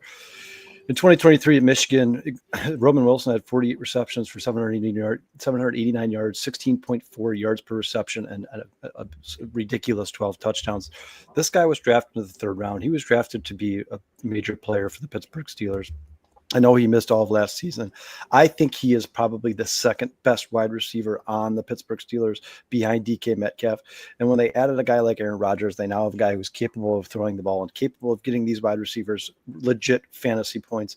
This is a guy who I think there's a chance in some leagues he will go undrafted. If not, maybe the 14th, 15th, 16th round. If he's there that late and you're still missing a wide receiver, you're not comfortable with your receiver list, go ahead and draft Roman Wilson because I think he's going to be really good for the Pittsburgh Steelers, especially comes week 7, 8, 9, and beyond. I think he's going to be a very good player for them. Kyle, that's a great pick, dude. I was going to say, if I can piggyback on that, his ADP right now is 92. He's going 252nd overall. He's cheaper than DK. Calvin Austin is ADP is at 80. He's going at 211. I like Calvin Austin. Another good guy. I do like Roman Wilson a lot more. And as that graphic just showed, this guy is an elite playmaker, man. Look at that. Look at that. He scored 20 touchdowns on 107 catches at Michigan. He found the end zone nearly once every 5 times he touched the ball. That's what you call an elite playmaker, Kyle. I love it. I love it. I love Roman Wilson. And just you know how much I love Roman Wilson. I bought like 15 of his cards in the last 2 weeks. You know what, too? Here's what's crazy about this. There's some rumors about Pittsburgh maybe even signing Keenan Allen. And if that happens, watch their ADP go down even more. But both Roman Wilson and Calvin Austin III, those guys are studs. And Kyle, you're 100% right. Now that they have an actual competent, real like Hall of Fame quarterback, man, I mean, I don't know who's going to be the number 2 there, but well, right now the competition is Brandon Johnson, Calvin Austin, and Scotty Miller. And we all, like you just said, Jason, Aaron Rodgers could support 2 fantasy relevant wide receivers. Oh, yeah, 100%. Well, on top of that, you guys, I think part of the reason that they haven't rushed out to get wide receivers because they think that Roman Wilson is better than most people think. I think most people don't even know he's there. And on top of that, they like Austin DK Metcalf as well. If you look at that three receiver set, it's a lot better than I think people are giving credit for because I honestly believe Roman Wilson could be one of the best number 2s in the NFL. This guy is talented. And Sean, like you said, he's a touchdown machine, man. He's just like a magnet to the end zone. And I think he could do that with Aaron Rodgers in Pittsburgh with that coaching staff. I think he's going to bust open this year. Rodgers can be an assassin on the deep ball, and he's got like 3 guys on that team. He's great at tracking the ball. I was going to say, you know, one of the funniest things I found when I was looking at him today, when I was going through and just looking at stats and statistics for Roman Wilson, were people saying like, oh, he's too small. Guys, he's the exact same measurables as Ladd McConkey. They're both 185. McConkey's 6 foot. He's 5'11". And they're almost identical in size. Like I saw that. I'm like, that's absurd. That's an absurd statement. He will be on my fantasy team if I'm going to try and get him on my fantasy team. I promise you that. I think he's going to be very good. But he's one of those guys who you draft late, and he could end up being your number 3, number 2 receiver for the rest of the season. I really honestly believe that. He's going to be really good. Sean?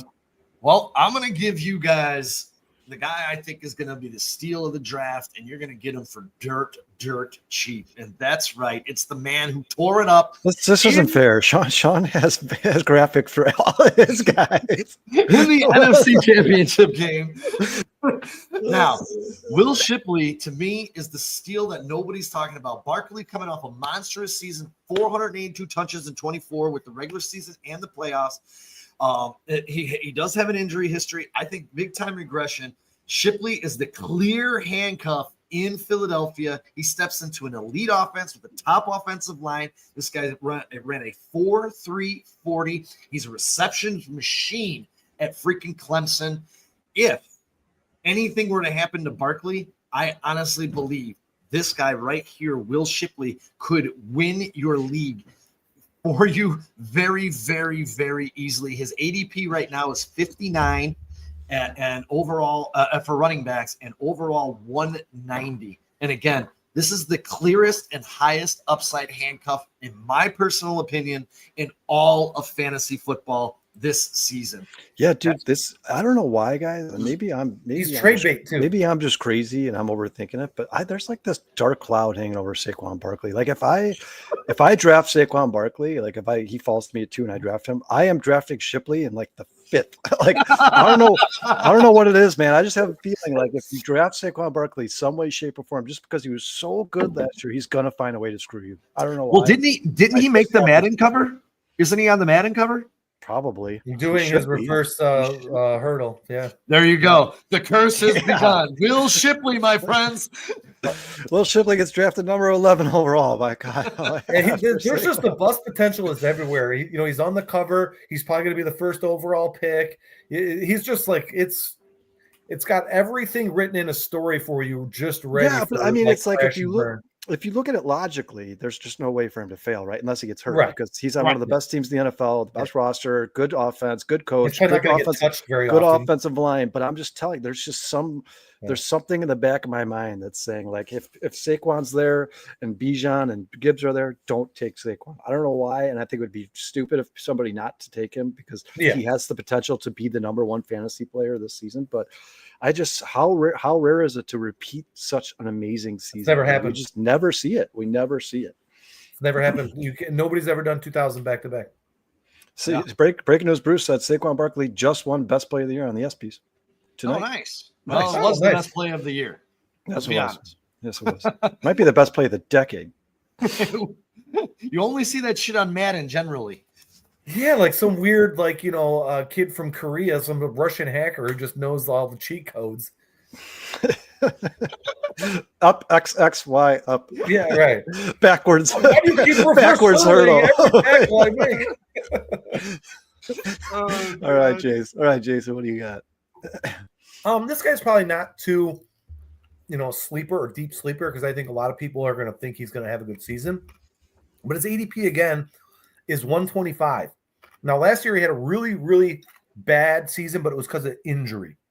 And if you look at his past, he is a passing machine. I think his offense got better. And I think he's going to have a phenomenal season for his value. This guy you should be targeting, and that is Trevor Lawrence of the Jacksonville Jaguars. He went out in week 10, but he also by week 10, he still had 13 deep passes for 498 yards, which was tied for the second most deep pass completions in the NFL. And now I think his passing receiving core has gotten better. He's got Travis Hunter, Bashal Tutin, Brian Thomas Jr., Diami Brown, Brenton Strange. They got a revamped O-line, and I think they got some depth at that position as well, too, in the offseason. So I expect points out of that offense. I don't know how many games they're going to win, but he's going to throw for over 4,000 yards. I can almost guarantee it. And he's going to have a lot of touchdowns. It's just simply going to work there, especially now that they got Duval as their head coach. But yeah, expect them to score a lot of points.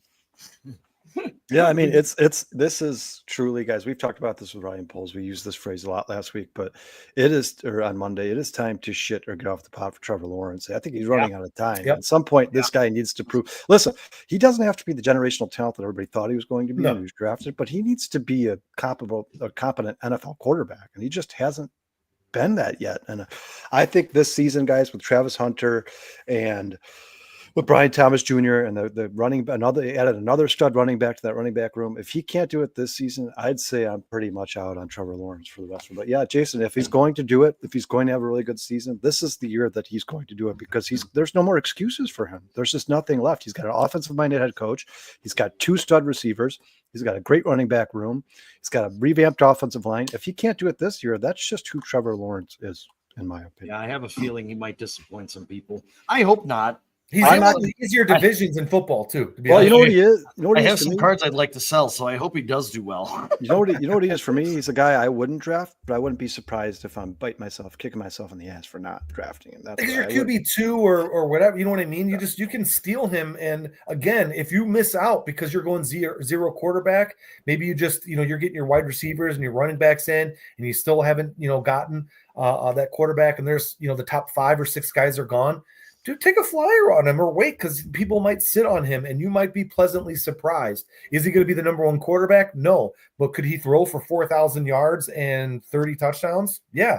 They still might not even make the playoffs off of that. But, they're going to have to score a lot of points in that division with Tampa Bay down there. But I'm telling you, man, they're going to score points and they're going to move the ball, dude. The chat is out on Trevor Lawrence. I'll tell you that. Not surprising. I'm sure everybody in that chat and everybody on this podcast has had Trevor Lawrence on their fantasy team at one point and gotten absolutely kicked in the ass for doing it.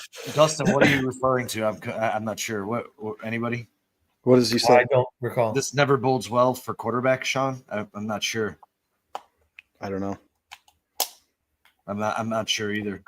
Fill me in, Dustin. Fill me in. All right. Well, we'll move on here to my next guy. Guys, my next guy is Brashard Smith, running back for the Kansas City Chiefs. Smith was selected. He was selected in the 7th round of the 2025 NFL draft. He was picked 228 overall. You guys, at SMU in 2024, this guy was an absolute beast. He had 235 carries, 1,332 yards, 5.7 yards per carry, and 14 touchdowns. He's an amazing receiving back. He had 39 receptions, 327 yards, 8.4 yards per reception, 4 touchdowns. Remember, guys, they re-signed Kareem Hunt. Kareem Hunt's going to be 30 years old in early August, so going in the NFL season. Isaiah Pacheco has missed 3 games in 2023. He missed 10 games in 2024. So a guy who has dealt with injury trouble. And another thing about Brashard Smith, guys, is he's just on the Kansas City Chiefs, and it's just one of those teams, it seems like to me, where if a guy has talent, if they plug you in that offense, you're almost guaranteed to succeed. It's kind of like Bucky Irving with the Buccaneers last year. A lot of good rookie running backs would have been really good on the Buccaneers last year because it's such a high-powered offense that scores so many points. I think if there's an injury to Isaiah Pacheco and Kareem Hunt just seems to have lost his step, or maybe they just don't like him anymore, I think Brashard Smith could be an absolute monster for the Kansas City Chiefs, and he is definitely a guy I'm willing to consider to add to my fantasy team in one of the late rounds, like 13, 14, 15, if he's still available. And maybe even if you do draft Isaiah Pacheco, draft Brashard Smith as a handicap, just in case Isaiah Pacheco gets hurt for the 3rd year in a row. Kareem Hunt was a stopgap. That's the only reason why he's on the team. I was going to say, you want to know too, Kyle. This guy, I missed it if you said it. I was typing. He's a converted wide receiver, so you could see this guy on 3rd downs, and he's got great speed. He's a guy, another guy, one cut and gone type speed. So I like Brashard Smith as well. An offense that does really well with scheming guys open. Yeah, and there's just certain teams, guys, where if you just draft a guy based off the fact that he's on that team, like if you're playing for Andy Reid and playing next to Patrick Mahomes, I just feel like there's almost no way for you to fail unless you're just absolute dog shit at playing football. Like if they put Brashard Smith on the field, Andy Reid and Patrick Mahomes are going to put him in opportunistic in situations where he's going to make plays, even if he's not the best running back in the NFL. He's just based off of the scheme, Andy Reid's creative mind, innovative mind. He's going to get an open space and he's going to make plays. So if that guy is there in the late rounds, I highly recommend everybody keep your eye on Brashard Smith. And even if you do draft him, and then whoever drafted Isaiah Pacheco gets injured, you can then use him as trade bait if you don't love him that much. But I would definitely keep your eye on him in your upcoming drafts for sure. 100%. I like Brashard Smith. And yeah, it's good value. I'll give you another guy here. You got a lot of stuff going on with Terry McLaurin. I actually saw today an NFL rumor that McLaurin and Eckler to the Jets for Breece Hall. So if that were to happen, that might change this just a little bit for. Well, it actually doesn't really change it at all for me. I was going to say they're not adding a receiver. It makes it better.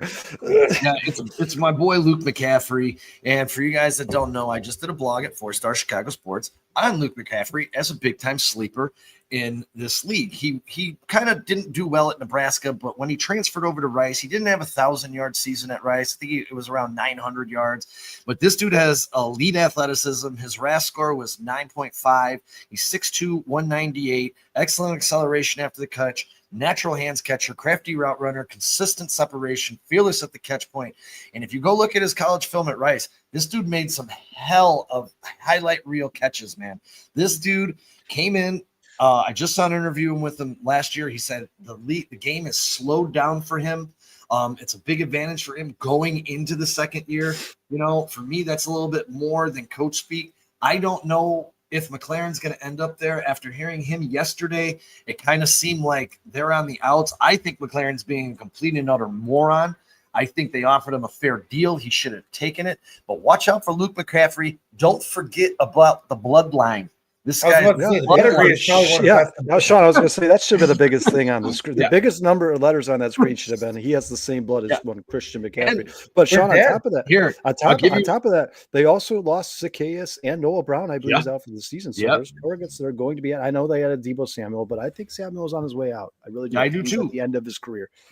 And here, if you guys do a simple search on X, Luke McCaffrey spent the entire offseason working out with Christian McCaffrey and Bijan Robinson. And they had videos and all their flexing and all this stuff. So he's hanging out with some top athletes, doing probably some top-notch workouts. I really like Luke McCaffrey. Dude, his face, they look like twins, man. Is that right? They do, yeah. It's crazy. Go check out it. I'm telling you guys, go check out his Rice tape, and it's gonna blow your mind. Dude, this guy is really good, man. He's got great hands, like great hands.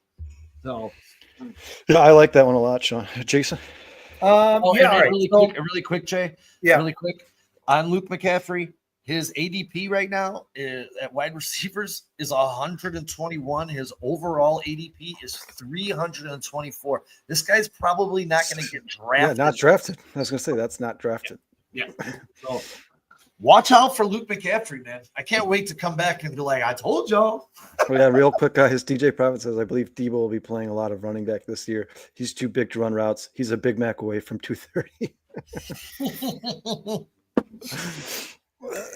All right. Well, my next guy, and listen, I know the last show I said avoid all New Orleans Saints at all costs. But there is a guy that I think if you want to go very, very late in your draft, he might be somebody you want to think about. Kansas. I'm talking like last guy. Yes, he's from Kansas. Devin Jayhawk. Look, obviously Kamara, he's on the way out. He's not. We keep saying this too, Kyle, that it's not the new coaching staff's guy, right? Devin Neal is. He's got an ADP at 204, so he's going to be at the end of the draft. I don't know if he's going to be a day one starter. You might not see him until the end of the year, but in 2024, he had a really good season for Kansas. 1,200 yards, 1,300 yards on 219 attempts with 16 touchdowns, and he basically averaged 5.8 yards per carry. Kellen Moore, the coach there, I think this is this type of guy. And like you said many times today, Kyle, this is this coaching staff's running back. This is who they want in there. So I don't know when he's going to start getting playing time. So he might be a stash guy. Maybe he doesn't even go drafted in your league, but you're going to want to put those binoculars on him and watch him, because don't be surprised by if like week 7, 8, this guy is starting and tearing up some defenses. They're still going to lose a lot of games, but we're not talking about wins here. Talking about fantasy football points. So he could be a late steal for you. May not win you your league, but he could definitely contribute as a flex or maybe even RB2 for you down the road. Jason, do you mind if I piggyback off this a little bit? Because go right ahead. So Devin Neal, not only did he have a great 2024 season, you guys, he rushed for over 1,000 yards in 3 of his last seasons at Kansas University. His last 3 seasons. He averaged over 20 receptions and averaged over 200 yards receiving his last 3 seasons at KU as well. So obviously he's a good pass catcher out of the backfield. He had averaged 17 touchdowns in 2023 and 2024. Between receiving and rushing, he actually had 17 touchdowns on the dot both those seasons. Alvin Kamara is going to be 30 years old next month going into this 2025 season. He is not. You guys know that Alvin Kamara has not played a full season of football since his rookie season in 2017. So you can almost guarantee he's going to miss time. And then Kendre Miller, guys, a guy who's not known as a receiving back. I think he's had like 9 catches in his career. And on top of that, since he's been drafted, he's averaged 3 yards per carry since 2023. That's awful. And guys, Alvin Kamara, if he does miss time, Devin Neal is going to be the pass catching back. Like they're not going to be like, oh, we'll just make Kendre Miller our pass catching back. Devin Neal was drafted to replace the receptions if Alvin Kamara gets hurt. I like that pick a lot, Jason. I think he could have league winning potential if Alvin Kamara sustained like a season long injury. He gets an ACL or whatever. Put Devin Neal in. Yeah, you know who loves that guy? This guy. Look, we've been talking about him actually ever since before the draft when we were doing our breakdowns of who we thought were really good running backs in this deep class in 2024. And we've all been preaching about Devin Neal. We all liked him. And I can't believe the Bears, because they had a chance to pick him. They didn't pick him. Now, I will say this. If you guys look at the headlines right now, they are talking up Kendre Miller a lot, saying he looked great. He just can't catch the ball, man. I went back and looked at his college. He's just not a pass catcher. He's not a pass. So he's one-dimensional, and the NFL is starting to steer away from those types of running backs, man. They want when the running backs on the field, they want to be giving away what they're doing, right? Like we've heard this. How many coaches talk about this now? We don't want to be predictable. So if Kendre Miller's on the field, you're basically telling the defense we're running the ball, and that's just not good for the offense. So he's in the best shape of his life. I don't think it's going to take Devin Neal very long to become I agree. Running back. His talent's undeniable. All right, guys, my this is a deep sleeper. I certainly don't believe this guy's going to be drafted in anybody's fantasy league, but as a guy certainly you could put on your watch list, keep your eye on throughout the season. Xavier Restrepo for the Tennessee Titans. Restrepo was signed as an undrafted free agent after the 2025 NFL draft. Restrepo was projected to be drafted as early as the 4th round at one point, but ultimately went undrafted after running a 4.83 40-yard dash in the NFL Combine. Restrepo made a name for himself with sharp route running, strong hands, and relentless competitiveness. Then on top of that, guys, did you guys know that Cam Ward in Tennessee is the one who asked them to add Restrepo after the draft was over? So obviously Cam Ward has report this guy. He likes this guy a lot. Restrepo's draft profile. Drafted. So am I. You guys know that he was actually by Dane Brugler. He was the surprise of the draft. The fact that he was the disappointment of the draft. The fact that he didn't get drafted. Restrepo's draft profile reads that he has a strong frame at 5'10", 209 pounds. He has super power and a short area quickness as a route runner, and is a run after the catch threat. Restrepo was without a doubt #1 overall pick Cam Ward's favorite target in 2024 Miami offense. He eclipsed 1,000 yards for the second straight season, racking up 69 catches for 1,127 yards and 11 touchdowns. He posted 1,092 yards and 6 touchdowns, 85 receptions in 2023. And once again, Cam Ward asked for the Tennessee Titans to add this guy to the roster. They've already been talking about him in mandatory minicamp, how he's starting to make noise in there already. I think Cam Ward's going to start the season comfortable with Xavier Restrepo. So if he can get on the field, I think he's going to sneak his way into the #2 receiver role, or even #3 receiver role for the Titans. And if you do sustain his injury to Calvin Ridley, or there's not that many other receivers on there, dude. Yeah, it's just the other guy they drafted. Sean, what's his name? And I know you're going to talk about. I like Ayamanor. Yeah, Ayamanor. If one of those guys, his last name's tough. You guys, even if those guys don't sustain injuries, I think those are your outside receivers, and I think Restrepo is going to start the season as the slot receiver for the Tennessee Titans. I really do.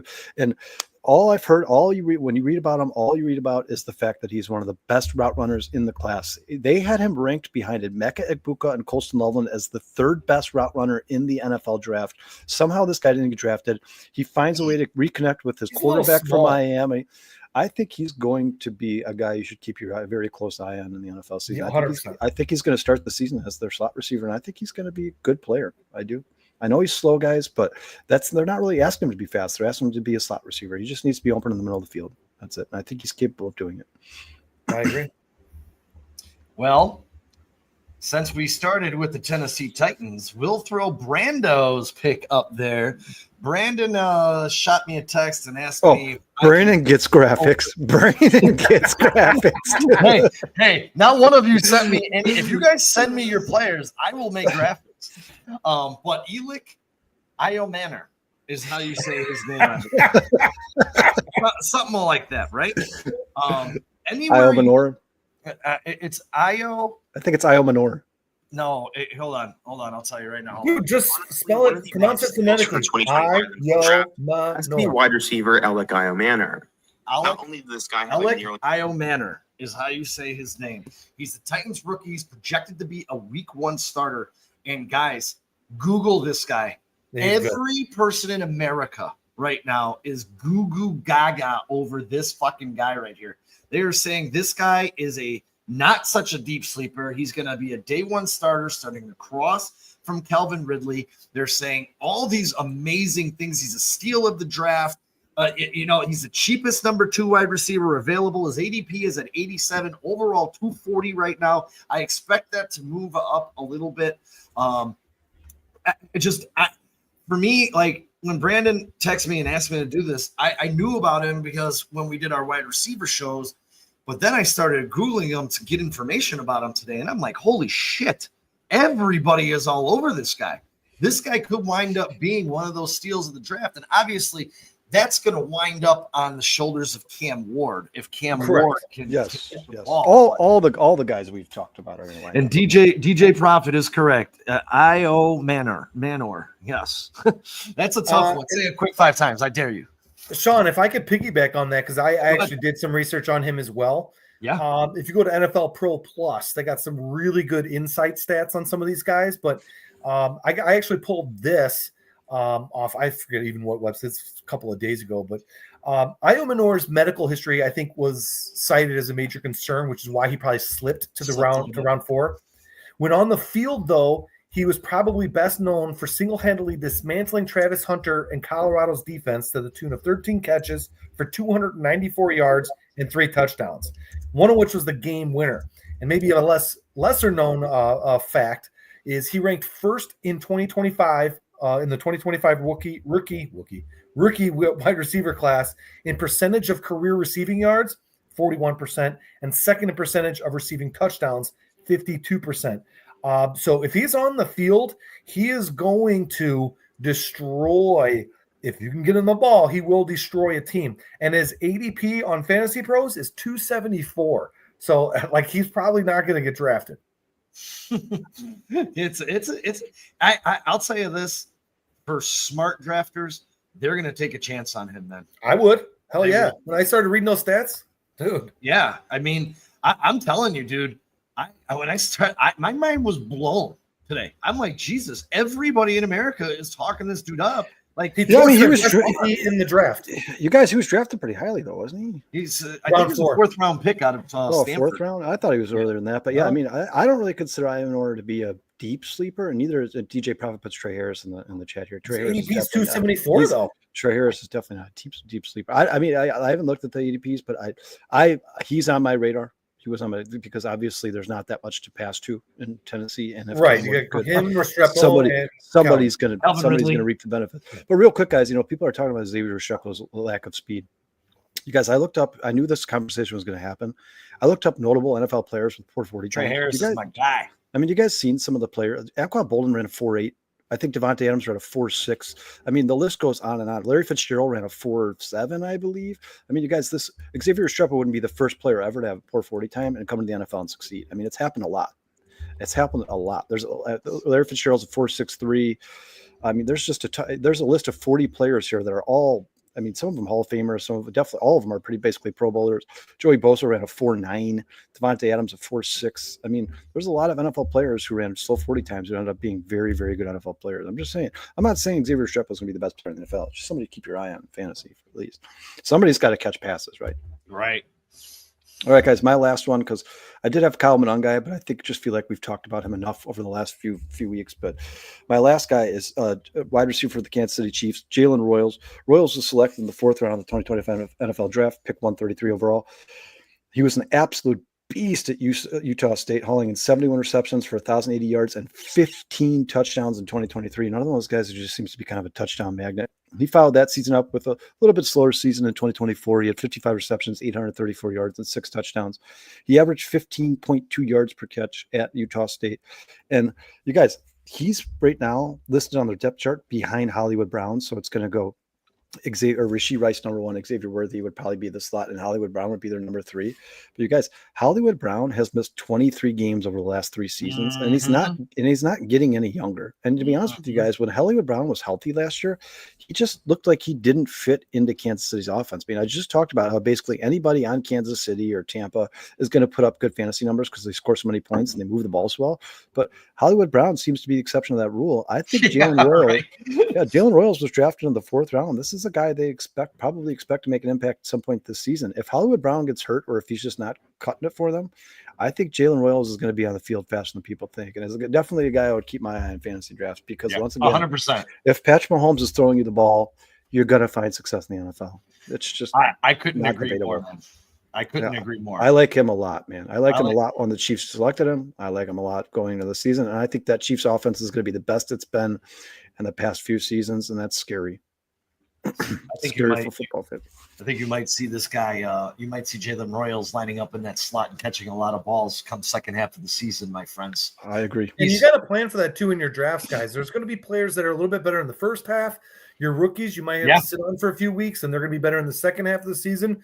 So you really want to plan things out because rarely are you going to get guys in the 10th, 11th rounds that are going to be good all season long. They're probably going to be up and down guys or streaky guys. So just keep that in mind. Yeah.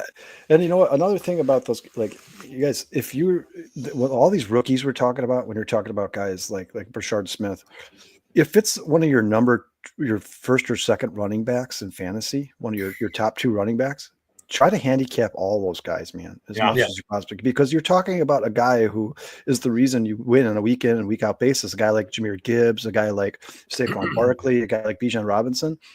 If you lose him, you're missing probably your best player or second best player. So you definitely want to go get that handicap as soon as you possibly can. Listen, I'm not talking about round 4 or 5, but if you draft Saquon Barkley and Will Shipley's still there in round 7, 8, I would strongly consider drafting him. Because somebody else is going to, because they can know they can ding it over your head for sure. Yeah. Sean, we talked about this many times. Sean, you got anybody else? Jason, I got 2 super deep sleepers. Super deep. I got like 3 more guys I can go. So, well, we got to get to our can't miss bets too. So I got 2 super deep sleepers. I'll throw one up here. I know everyone hates Justin Fields. I do not.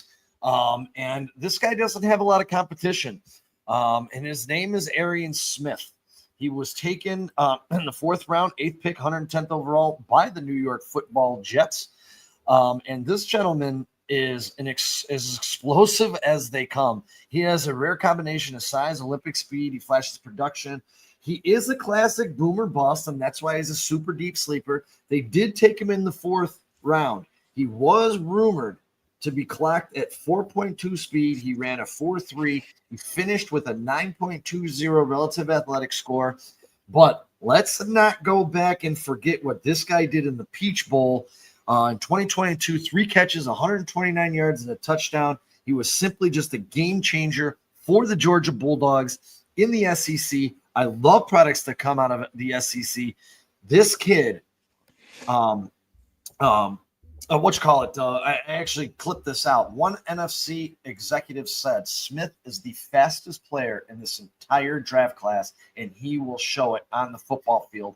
This kid, the one problem he does have is dropsies. He does have a case of the dropsies, but watch out for Arian Smith because when love that. Well, when you're looking at the New York Jets, you're talking about you guys, Sean Lazard. Sean, I hate to cut you off, man, but this is some breaking news from Brandon here. 2nd round pick Alfred Collins just signed. All right. What team is guaranteed? What pick was he, Brandon? What number pick? Oh, I don't know. But I'm more worried about if it was 49ers. You guys, he was the 49ers 2nd round pick. Bruce, can you do us a favor? Can you see if that was a fully guaranteed contract, man? Because that's the whole point of this whole holdout. Yeah. And that is huge. That's huge. Good because if it's not, you might start seeing dominoes start. Sorry, Sean. That's the breaking news that we've been talking about. I mean, we started the show. That's been talking big about news this for a long time. No, I just wanted to I got one more deep sleeper. I'll go right after you, Jay, and then I'll put a bow on it for me. Sean, DJ Prophet here. I think he said 4. I think he means 4th of the round. Yeah. DJ Prophet just said he was the 4th pick in the 2nd round. So he's high up there. Okay, so that actually skips. So we got first, second, and fourth. Nope, it's not fully guaranteed, guys. He was signed a 4-year, $10.3 million contract and includes over $9 million guaranteed, but not the full 10.3. So pretty damn close. And this is what we said on Monday, right, Sean? They're going to find a way to meet in the middle, and it looks like that's what's about to happen here, guys. Now watch this. In the next few days, you're going to see a ton of these guys sign, a ton of them. I hope so. Cross your fingers. I hope 3 of the Bears do. All right, Kyle. Right. You know what, Sean? I'm going to do one more, just so we can move on to the bets here, but because that's probably going to take up a little bit of time here. But my one pick, I'm going to go back to New England, and probably going to get some comments here in the chat about it. But I love Hunter Henry this year. He's being drafted at 162 overall. He only had like 119 points last year, which is not great. But, he was playing with a rookie quarterback who didn't start all season either. He did have 146 fantasy points behind Mac Jones in 2021. What interests me most is one of those little insights that I told you could find on NFL Plus Pro. Hunter Henry is the only tight end in the NFL who led his team in target share with 25.4% and air yard share 27% this season. He ran a career-high 59.4% of his routes from the slot in 2024. That's a very key thing because I don't think they're going to change that. 9 targets, 6 receptions, 60 yards. Of Hunter Henry's 66 total targets this season or last season, 77.3% of them have come on passes under 10 air yards. So he's really like the stopgap dump-off guy. You might see some really high reception numbers from him. I think definitely higher than 66. The 15th highest the 77.3% was the 15th highest amongst tight ends with at least 30 targets. He also has recorded the second most yards, 368, and the most receiving EPA among tight ends this season from such targets. So he's really efficient there, and they obviously love him doing it because they kept feeding him the ball there. And if Drake May is going to have a much better season, I think so is Hunter Henry. Don't let Austin Hooper fool you. Don't let him scare you away. Austin Hooper is just there for really blocking and those 12 personnel setups. But Hunter Henry is a guy right now. I think is projected on Sportsline to have like 4 touchdowns.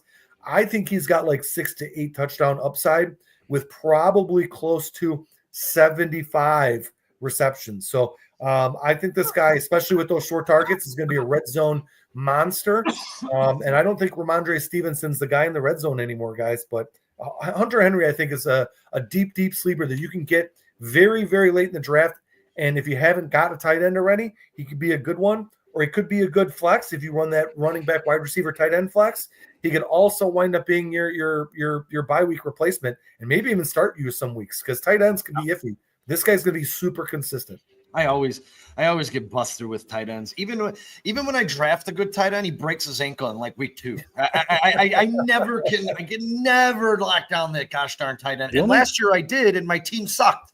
I had the best tight end in fantasy football, and I couldn't buy a freaking win. Yeah, whenever you reach on tight ends, your team's usually worse than it is with the years you don't. But the only thing that scares me about Hunter Henry is Mike Vrabel's another one of those coaches. If you go look at his past when he was head coach, he was not a huge tight end guy. Just like Pete Carroll in Las Vegas, they're just 2 guys who never really used tight ends all that much. But like you said, if he's lining up in the slot, they might consider him more like a hybrid than a tight end. So, yeah, definitely somebody you should keep your eye on, especially if you haven't drafted a tight end late. All right, Sean. All right, my last one. We talked about him a little bit last week, but we're going to dive back into him just a little bit more because I absolutely love this dude. It's another guy from Washington. Washington has some – they have to rehaul their offense. They have no wide receivers. They have Eckler needs an AARP card, and Robinson's just the guy. So they drafted in the 7th round, 29th pick overall, or 29th pick in the round, 245th overall, Ja'Cory Crosby Merritt. Crosskey Merritt. This kid is explosive as explosive can be. And when 6.3 yards per carry on 189 carries, 39 runs of 10 yards or more last year, 64 missed tackles, forced missed tackles, 3.9 yards per touch after contact. He was the MVP of the East-West Shrine Bowl, 97 yards, 2 touchdowns on just 11 carries going into the draft. And when you start looking at some of the things that Robinson doesn't do, because you're going to have Eckler there. I'm sure Eckler's got a little bit of juice left there, but in the passing game, Merritt's not capped. Brian Robinson is capped. You bring in Eckler into that mix. When you go into what Robinson did last year, in 7 of 18 games for fantasy managers, this was very frustrating. He averaged 10 points or less, which just shows this guy is just a guy. He's an RB3 flex. Even if you want to draft him, that's what you're drafting, a bye-week replacement, and you're putting him in and you're praying to God. And I think that the Washington Redskins kind of see that as well with Brian Robinson. So limited explosiveness. He doesn't break off chunk plays, and that's what Merritt brings to the table. This kid, hopefully he gets a crack. We'll see what he has in spring training, but he is one of my super deep sleepers. He's in the book of Kyle Monangai, a 7th-round draft pick that can possibly win you a fantasy couple of weeks or maybe even the season. So we'll have to see. But between Arian Smith and Ja'Cory Crosby Merritt, there are articles both on 4starchicagosports.com about them as well that I have put together for y'all that explained everything about their past and how they got to the NFL and their journey, if you like to read. But outside of that, those are my 2 deepest sleepers, Arian Smith and Mr. Merritt out of Arizona. Obviously, Sean didn't mean spring training, guys. He's talking about the preseason. Preseason. Sorry. My brain's still on baseball. I don't blame you. I think everybody's brains are still on baseball. And you know what? All these picks are basically late picks, so you really got to understand in your fantasy draft, it's okay to take flyers on those late rounds because chances are the guy you're going to pick probably is going to be on your team week 3 or 4 anyways.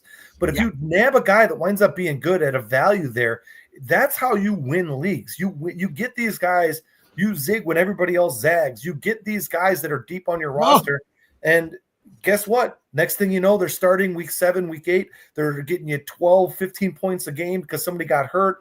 And the next thing you know, you're like, oh, my team sucked the first half of the season, but now I'm crushing it. And a worst case scenario, maybe if you're drafted so well that you don't even need the guy, you've got trade bait. You know what I mean? So you really got to consider all these things. These late round draft picks, I think, can help you just get that next extra little step ahead of everybody else in your league.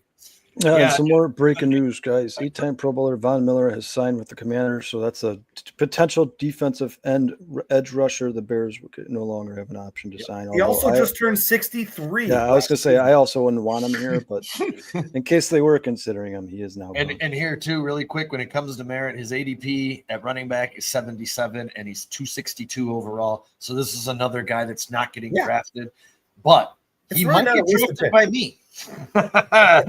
Look, I don't like Brian Robinson. Brian Robinson's just a guy. Yeah. He's nothing special. I don't know how you guys feel about Brian Robinson. I mean, I respect him. I think he's a decent football player. But if you're looking for explosive plays, and you're not going to get him out of Brian Robinson. Well, and it's another one of those teams where the quarterback carries the ball so much that the carries are limited for whoever is carrying the ball there. And I certainly don't think Brian Robinson or a 35-year-old Austin Eckler are anything special. So that job should be easily taken. All right, guys, do you want to get into some of these bets? Yeah, I got a yeah. Whoa. Let's see. Right. Let's see if we matched on any of these. Yeah. So first and foremost, guys, I did all mine in FanDuel, and right now, even under the same category, like to your over/under receiving yards, over/under rushing yards, you still cannot parlay them on FanDuel. I'm assuming at some point they're going to change that, but right now I did get a parlay in today. These are all individual bets, but are you taking over a threshold, or are you taking their specific over/under? That's the question. No, these were. I did a 4-banger for 4 teams to make the playoffs. Yeah, so those you can parlay, and you can still parlay over 1,000. So, like if you took 4 receivers to get over 1,000, they have a section on FanDuel where it says just pick guys to get over 1,000 yards. You can parlay them, but if you're taking their specific over/unders, like Sam Laporta over/under, you cannot parlay them right now. But you guys, that will change. I think they're just waiting to get a little bit closer to the season. Unfortunately, though, the closer to the season they get, they might correct some of their mistakes. Well, some of the over-unders are going to change as well. But Sean, since you had a parlay, why don't you start us off, man? Well, the parlay that I did today, because I was actually looking for individual bets, like cool individual bets, but then I ran into the Eagles, Lions, Niners, and Bucks at plus 450. I threw $50 on them to win 275 to make the playoffs. I did this last year, and you want to know what's really funny is I sent this out in our group chat yesterday, and when it comes to these bets, and this is just some nerd shit. This is going to take me a second, but this is a stat of the day. This is NFL make and miss playoffs. This came from a betting guy. In every season since 2009, at least 3 teams favored to make the playoffs have missed. At least 4 have missed in 15 of the last 16 seasons. In 24, there were 7 teams favored to make the playoffs at BetMGM Grand. The Niners, Bengals, Cowboys, Falcons, Dolphins, Jets, and Bears all did not make the playoffs. That's the most in the field since the field expanded to 14 teams in 2020. Ever since 2007, at least 1 team at minus 190 or higher odds have missed the playoffs as well. In 2024, 3 teams that were minus 200 or better missed the playoffs. That was the Niners, the Cowboys, and the Bengals.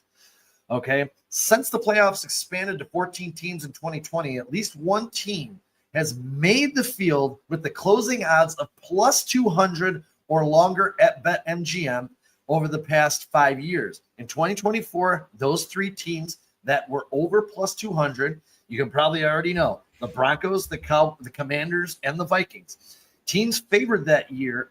Teams favored that missed the playoffs by year since they've expanded in 2020. 24, there was 7. 23, there was 5. 22, there was 4. 21, there was 4. And 2020, there was 6. These were all teams favored to make the playoffs.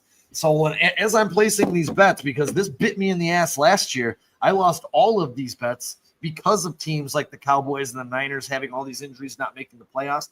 So as you put the Eagles, Lions, Niners, and Bucks and say, yeah, plus 450, $50 to win 300. I feel really good about it sitting here on July, July, I don't even know what today's date is, the 16th. I feel really good about the Eagles, Niners, and Bucks making the playoffs, and I'm kind of counting that cash.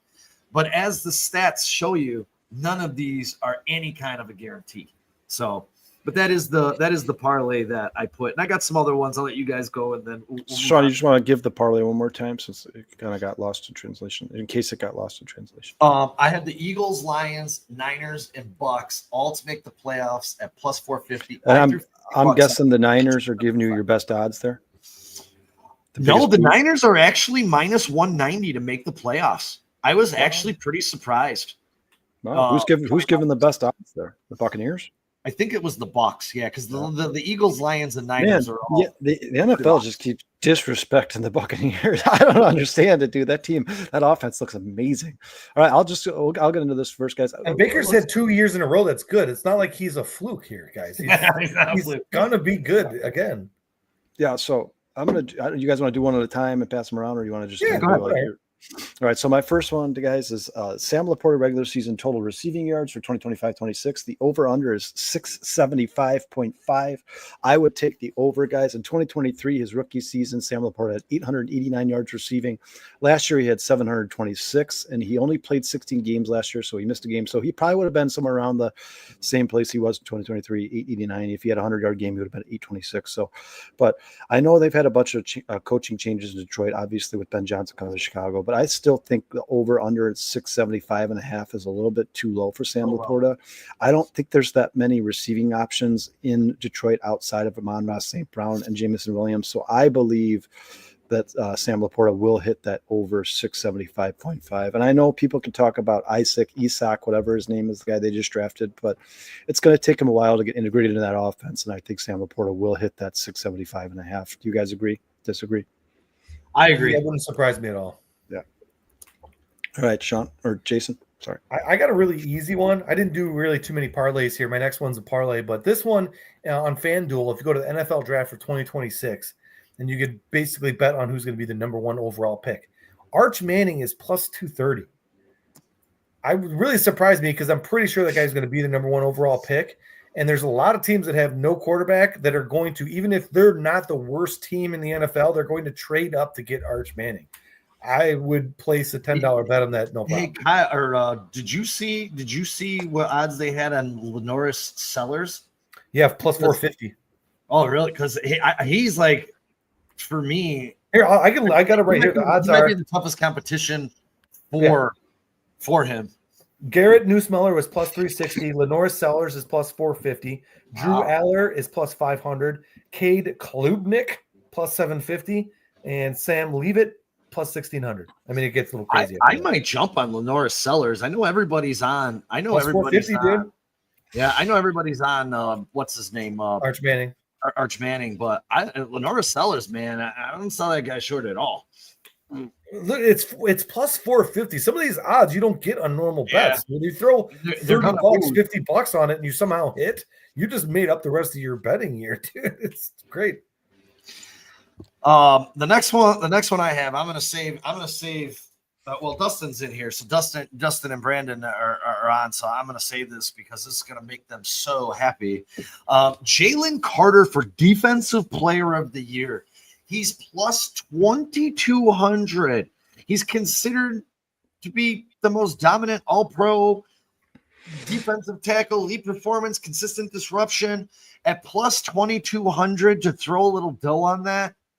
I don't know how you guys feel about that, but as the Defensive Player of the Year, I just think it's always, unless you're talking about Aaron Donald, who's probably considered the best defensive tackle in the history of the NFL. I just think it's too hard. It's almost become, when it comes to the Defensive Player of the Year, it's almost too hard to beat out the linebackers and or defensive ends. It's just at the point now where it's like the same as the quarterbacks in the MVP race. Like it's almost always going.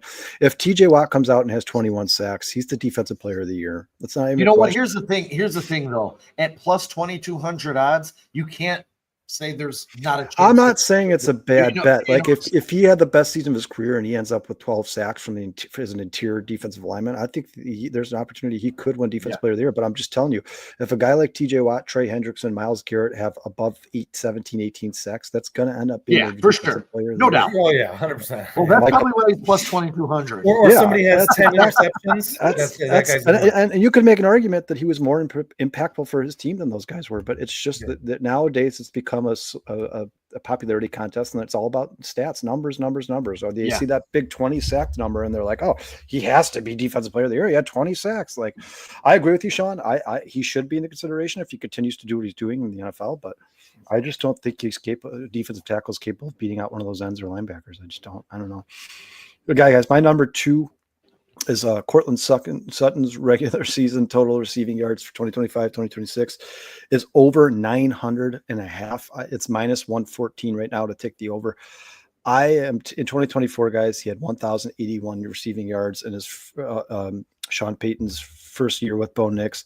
I think those three, I guess I should say, Sean Payton, Bo Nix, and Cortland Sutton are only going to get better. I think Cortland Sutton is the alpha male in Denver. I think he's going to be, they're kind of build the offense around him when it comes to the receiving corps. So I think he gets over 900 yards. No doubt. I think question, so too. Guys. I think that's a gimme. I think that is a glitch in the system, if you will, in 670 the score. I think he 100% is going to be over 900 yards, unless he sustains an injury. Obviously, that's a different story. But if he's healthy all season, do you guys see a scenario in which Cortland Sutton's not the number one receiver in Denver, because their number one receiver is going to have 1,000 yards?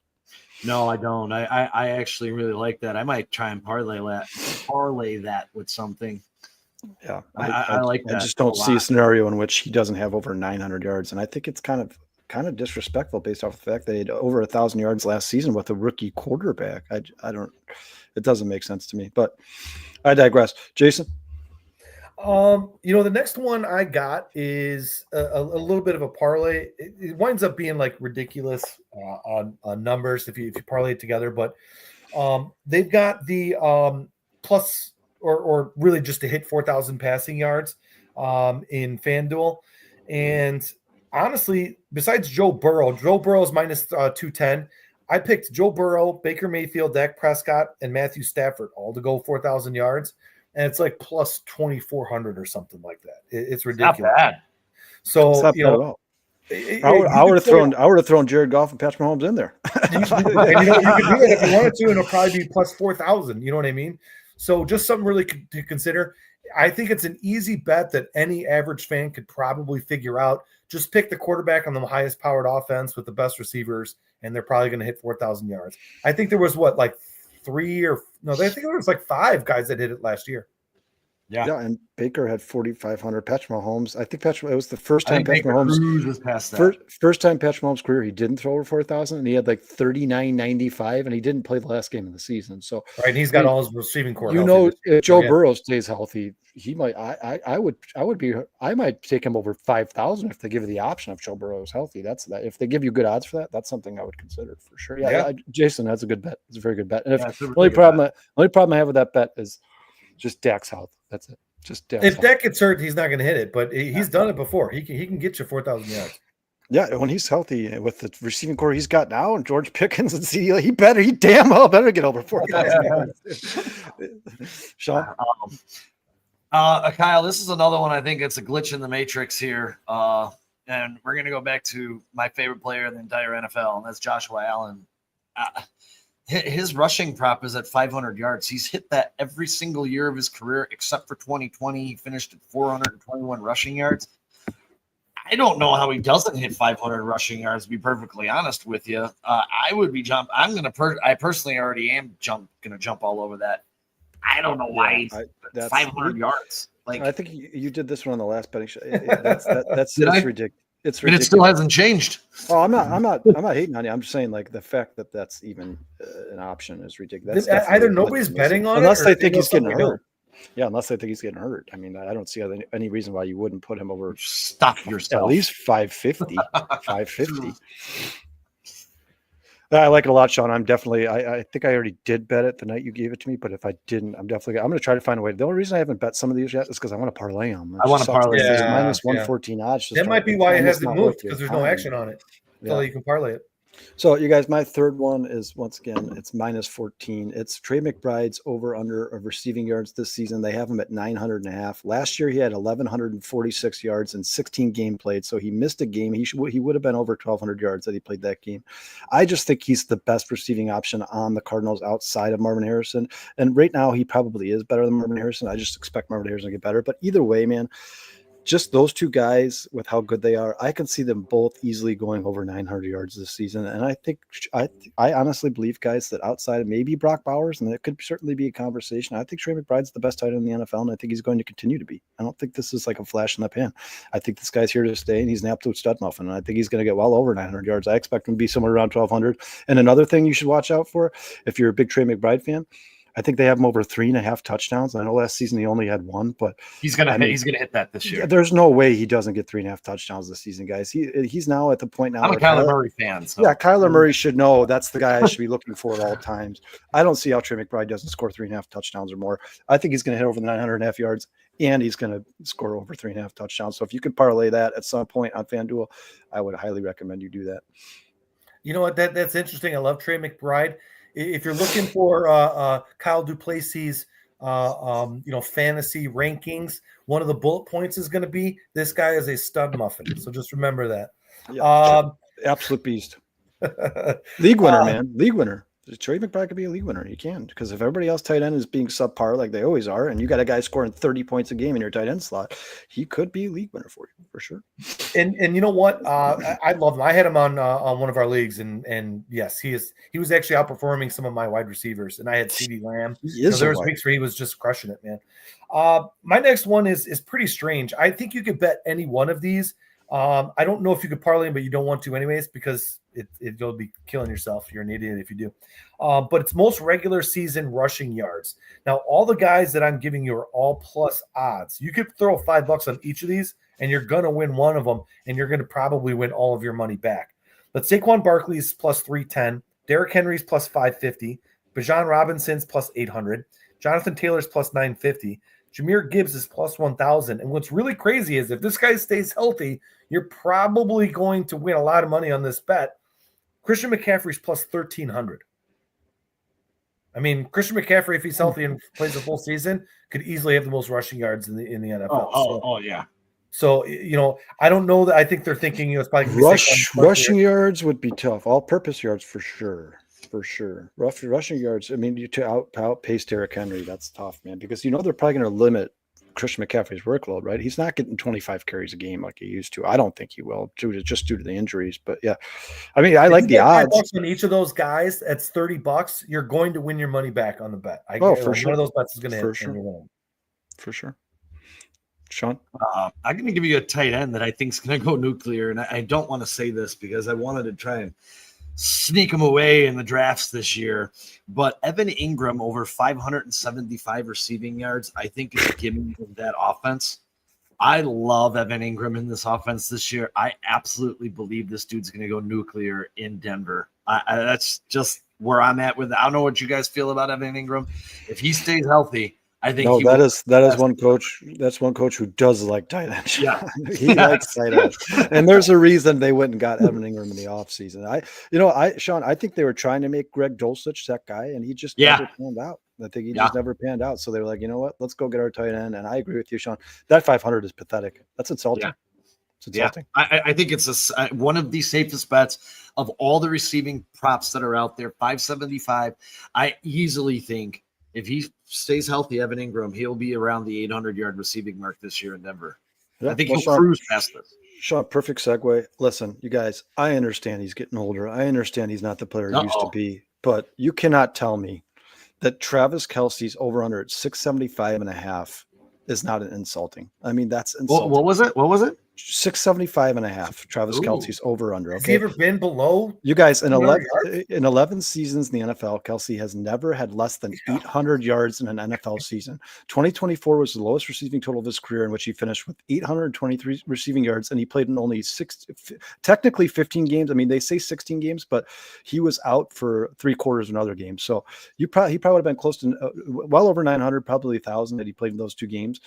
I mean, just for a guy who's never, ever in his career finished with less than 800 yards, put him over 675.5. And then I think they're probably considering the fact that they have so many weapons there now, but I think that might actually help Travis Kelce. Him not having to be the guy might help him. I think he could be that sneaky guy now. Like he's a great route runner. People don't give him enough credit. Like, dude, to me, guys, of all the bets I'm going to give you today, there's two of them in particular or three of them in particular that are absolutely hammer this as much as you can. Travis Kelce is going to have over 675.5 yards receiving this year. No, absolutely no doubt in my mind. That guy is going to be money. over. I feel like you're robbing. FanDuel. Jason. I got one last one. This is another one. It's defensive rookie of the year for the 25-26 season. And here are the odds for these guys. I think this is another one. I would probably leave out Abdul Carter. I think Abdul Carter is really good.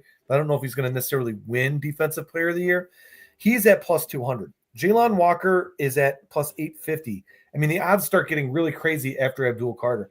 Jalen Walker plus 850. Michael Williams plus 1,000. Travis Hunter is not going to get it, plus 1,000.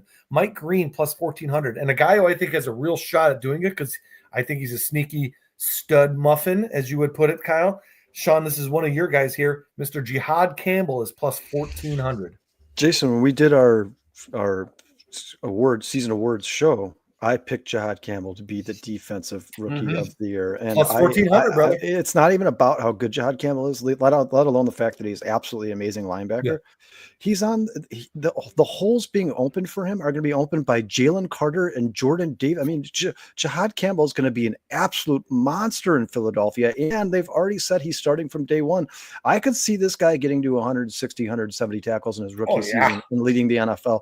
And if he does that, and he has a handful of sacks, an interception or two, a defensive touchdown, he is going to be the defensive rookie of the year. And I that's why I said it on that show when we did this like 2 months ago, guys. That's 1,400, dude. I think it's his award to lose. I mean, he's on one of the best defenses in the NFL, and he's an absolute monster.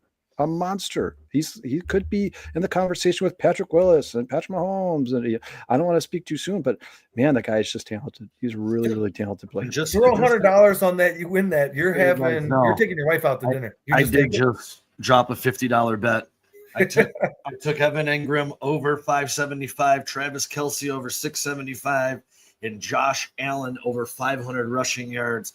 That, my friends, was plus 581. What's that? You at DraftKings? Yeah, I'm at DraftKings. All right, Sean, what do you got?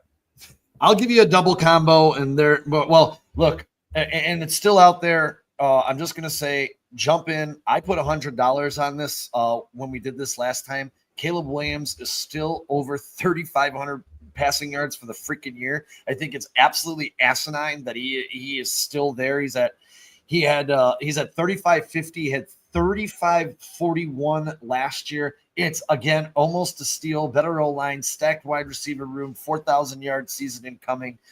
It's a steal, guys. Bet it. Bet it, bet it, bet it.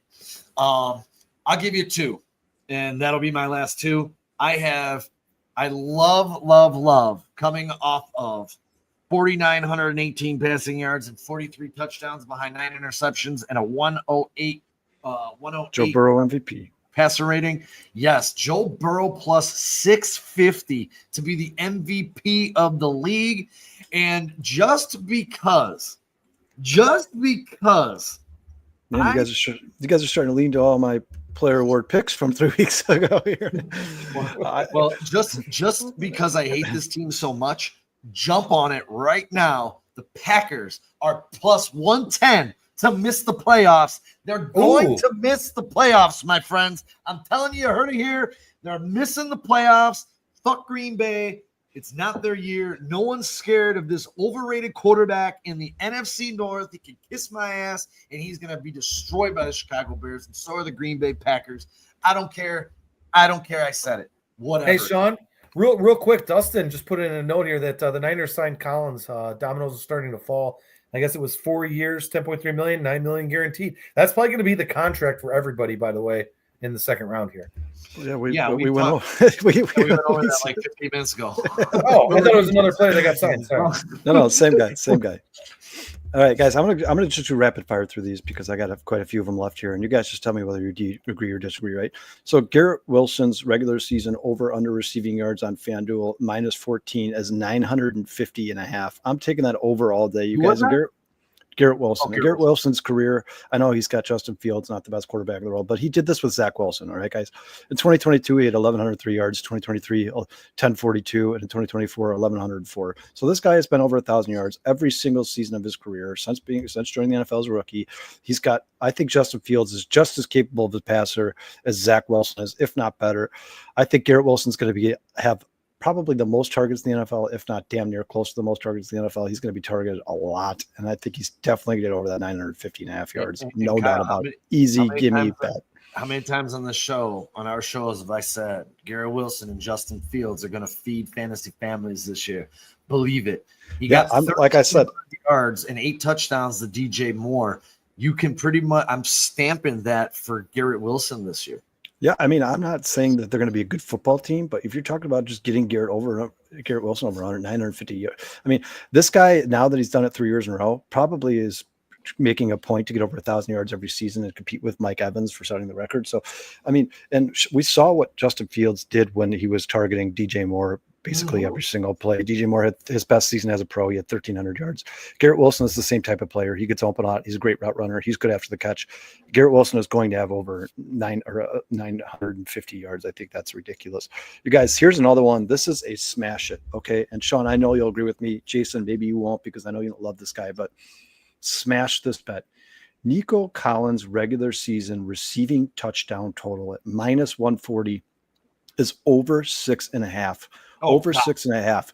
In 2023, he had 8 touchdowns. In 2024, he had 7 touchdowns in 12 games played. He had 7 touchdowns in 12 games played. In 2023, the 8 touchdowns, 15 games played. So he missed 2 games that season. If Nico Collins somehow finds a way to play a 17-game season, he's going to double that. He's going to have over 10, or he's going to have 10, 11, 12 he's touchdowns. 7.5 feet tall and like 300 pounds. And he's the biggest dude on the field. He's going to get red zone targets. And he's CJ Stroud's favorite red zone target. Yeah. Like, I just don't see this. To me, is a huge glitch in the system. I don't understand where they came up with this number. I think it's ridiculous. But yeah, if you guys are betting people, I don't care what website you use. If you get Nico Collins at over under 6.5 touchdowns, smash that over. Sean, do you agree? 100%. Even if he has a bad year, he's going to have like 8 touchdowns. I actually think, and you guys may disagree with this, he may lead all receivers in toucouchdowns. Yeah. I know you've said Devontae Adams, but yeah, Sean, he would actually be. Devontae Adams is going to be in that conversation too. I really do. I really do. Right now, Nico Collins. Stafford's going to love him. Right now, Nico Collins, Mike Evans, Jamar Chase, Devontae Adams, those guys are all going to be in the running for most touchdowns by a receiver this season. And then you guys, on to the next one here.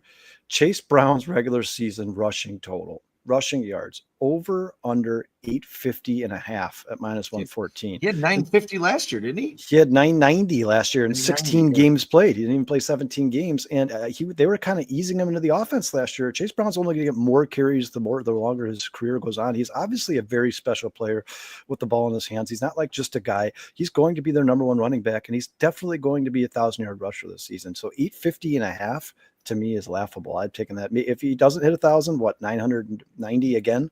I just think that's an absolute smash it bet, no doubt. I think the only concern there is Taj Brooks. I think Taj Brooks behind him is really good running back too, and I think they're going to do whatever they can to give him the ball. Rookie running back. You saw Zach Charbonnet's first year in the NFL. Kenneth Walker was still the lead man. He still was on pace to get over 1,000 yards. There's another one, guys, that I think is a smash it, and you guys just correct me if you think I'm wrong, but Justin Fields' regular season rushing yards, over under 650.5. You guys, the most games Justin Fields has ever started in a season was in 2022 when he only started 15 of 17 possible games, and he rushed for 1,143 yards. 1,143 yards. In 2023, he only played in 13 games and technically 12 because remember, once again, guys, he got hurt in the first quarter of that game. Yeah. So 12 games played, he rushed for 657 in 12 games. So over the 650.5. If this guy plays a 17-game season with the Jets, even if he runs less than he did on the Chicago Bears, he's going to destroy the 650.5. He's absolutely going to destroy that number. I put him somewhere around like worst case scenario. If he starts all 17 games, 800, 850, somewhere around there. But I think he's going to rush for over 1,000 yards this season if he plays 17 games. Another guy in that same list, this one's not as sure of a bet, but Bucky Irvin's regular season rushing total, guys, on yards on FanDuel is 1,000.5. The guy as a rookie had 1,122, and these are his carries by week last year, guys, right? He had over 1,100 rushing yards. These are his carries by week: 9, 7, 9, 10, 9, 14, 9, 9, 7, 13, 12. Then he had one with 25, then 4, 15, 16. I mean, we know for a fact he's getting more carries than that this season, right? We all know that for a fact.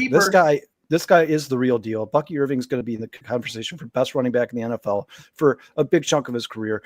There is no way in hell he's not rushing for over 1,000.5 yards unless he gets injured. I just don't see it happening. And then the last bet, Jason, you can run with this one because I know you love this one. You guys on FanDuel, Derrick Henry's rushing touchdown total is 12.5. On the Baltimore Ravens, take that shit all day, every day. He's going to have more than 12.5 rushing. I had people laughing at me when I drafted him last year. Guaranteed fact. I didn't, Jason. But you took him. I said he's going to get a touchdown every week. And I did not laugh at you. Yeah, and you know what? That's rushing touchdowns, 12.5, but he had 2 receiving touchdowns last year too, right? So, yeah, I mean, the guy is absolute touchdown machine. 12.5 is way too low. They're playing that way too safe. That is 100% a glitch in the system. Bet Derrick Henry over 12.5 touchdowns all day, every day. Unless he gets hurt. But I think that statement could go for any single one of these bets. Well, right. Every bet. I mean, if a guy gets hurt, you're screwed. Yeah.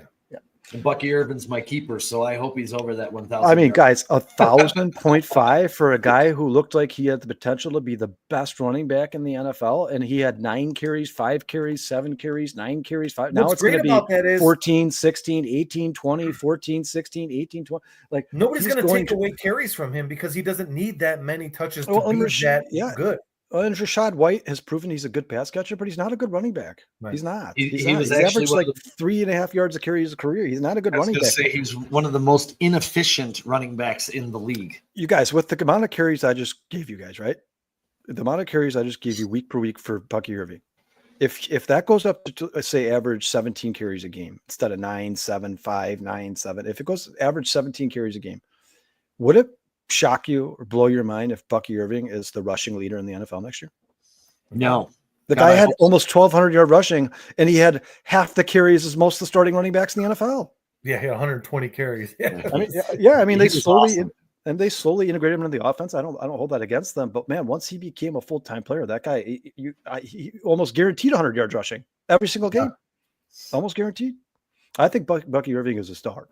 I think that guy should have been drafted in the 3rd round of the NFL draft. I have also collected a bunch of his cards. Sean, we could start talking about a 7th round pick, and you're gonna be like, I have 4 of his cards. I don't have any Kyle Manung guy. No, I don't know. No, they're not out yet. When they do, I will. I have a rookie card of every Bear probably draft pick since the last 4 or 5 years. I mean, that's include Darnell Wright, Gervon Dexter. They don't hold value. They're probably worth $3, but if they win a Super Bowl together, that's why I collect them all. You try to go get them all signed. Yeah, and then what you do is you make a frame and you put each one of the cards in like they're lined up on the field, right? Yep. Sweat, Dexter, Billings, and you put a card in each slot, and you got the Super Bowl team on rookie cards. That would be worth something. I got some badass Kyler Gordon rookie cards. Like, so I got a couple. I got a couple briskers too. I got a couple briskers too. Anything else you guys want to talk about before this was been a pretty decent show here, guys? Yeah. Oh yeah, we a little long for Wednesday. Yeah, a little long. Yeah, I'm starving. Well, we're gonna put this on the board. Fuck Green Bay! Fuck Green Bay! Fuck Green Bay! Fuck Green Bay! Fuck Green Bay! Fuck Green Bay! Fuck Green Bay! Fuck Green Bay! Yes, sir! Well, boys, we have Dustin and Brandon tomorrow. I don't know what they're doing. They're gonna be riffing it up at 11:30 tomorrow night. Kyle and I will be back at 11 a.m. this Saturday for the Northside 9. I hate to do that to you, Kyle, but I got an obligation that I have to get to on Saturday. That if that changes, I'll let you know. It hasn't changed yet. And before we get out of here, I wanted to play this from Peyton Manning. I forgot I put this in. I don't know, from Fanatics Fest the other day. I thought this was really cool. Yeah. I thought this was really cool. What I'm excited about, Caleb, is that Ben Johnson is his new head coach. He's also the offensive coordinator. And when your head coach is calling the plays, that means it's going to be the same system every single year. And it's just a great chance to have continuity and growth, right? And Caleb's in his second year. This is already his third offensive coordinator, right? I was fortunate. I played for the same coordinator for 14 years. And when you have the same system, it's the same language every single year. Learning a new system every year is tough. It's like learning German one year, French one year, Latin. What'd you take? You take Latin? Spanish? Yeah, perfect. Good answer. So I'm just excited about and Ben Johnson. Other thing, he had a choice to go to any place he wanted. He chose to go to the Bears, which arguably could be the toughest division in football. It tells you what he thinks about Caleb and about that team. That too. When he did that, he volunteered that because it was kind of a dead. Dude, I love the comparison of learning a new playbook to a different language. Like it's just great. People. When we talk about how offensive coordinators being changed year in and year out is so detrimental to the quarterback, people don't understand how hard it is to learn an NFL playbook. And the language is completely different. The terminology is different. The cadences are different. The timing is different. Yeah. Everything is so different. It's literally like shaking your head like empty and starting from scratch. Man, it's crazy. And Peyton Manning could not have put that into better words. He really couldn't have. He absolutely not. And if you guys get a chance, go watch that whole thing. It was really fun to watch. It was really awesome. Really complimentary of CJ Stroud, really complimentary of Caleb Williams, all the quarterbacks there. He's a good steward of the game. Check that out. I think that's why the NFL I love him, and I hope one day he's standing on a sideline, too. He might be. I hope he might be. He is, man. I think he's more than capable of doing it. Or he's going to be I was going to say front office. One or the fine. Just get him back in the game somehow, because Peyton Manning's not just one of the best players ever to play football. He's an absolute genius when it comes to the game of football. I love all these card collectors that we have in the chat, dude. It's fucking awesome. Hey, we love all you guys. Everybody out there today. Dustin, Illinois Jones, Phil. I know not all you guys are down. DJ Prophet was really active. You killed it today, brother. Melon Smasher, Brandon. Everybody in there, man. Thank you guys so much for spending a little time. I know it's a dead period. Not everyone cares about bets and fantasy football, but we appreciate you all hanging out with us for a little bit on your Wednesday. Don't forget tomorrow night, if you can't stay up late with these guys, listen to them on Friday on your way to work. They're going to have a good time out there. The bare minimum, 11:30 tomorrow. And, of course, the Northside 9. Kyle and I preview the second half of the Cubs season. Hopefully, we're riding into October as the Sean and the trades have already begun. I told you the day after the All-Star game. What trade?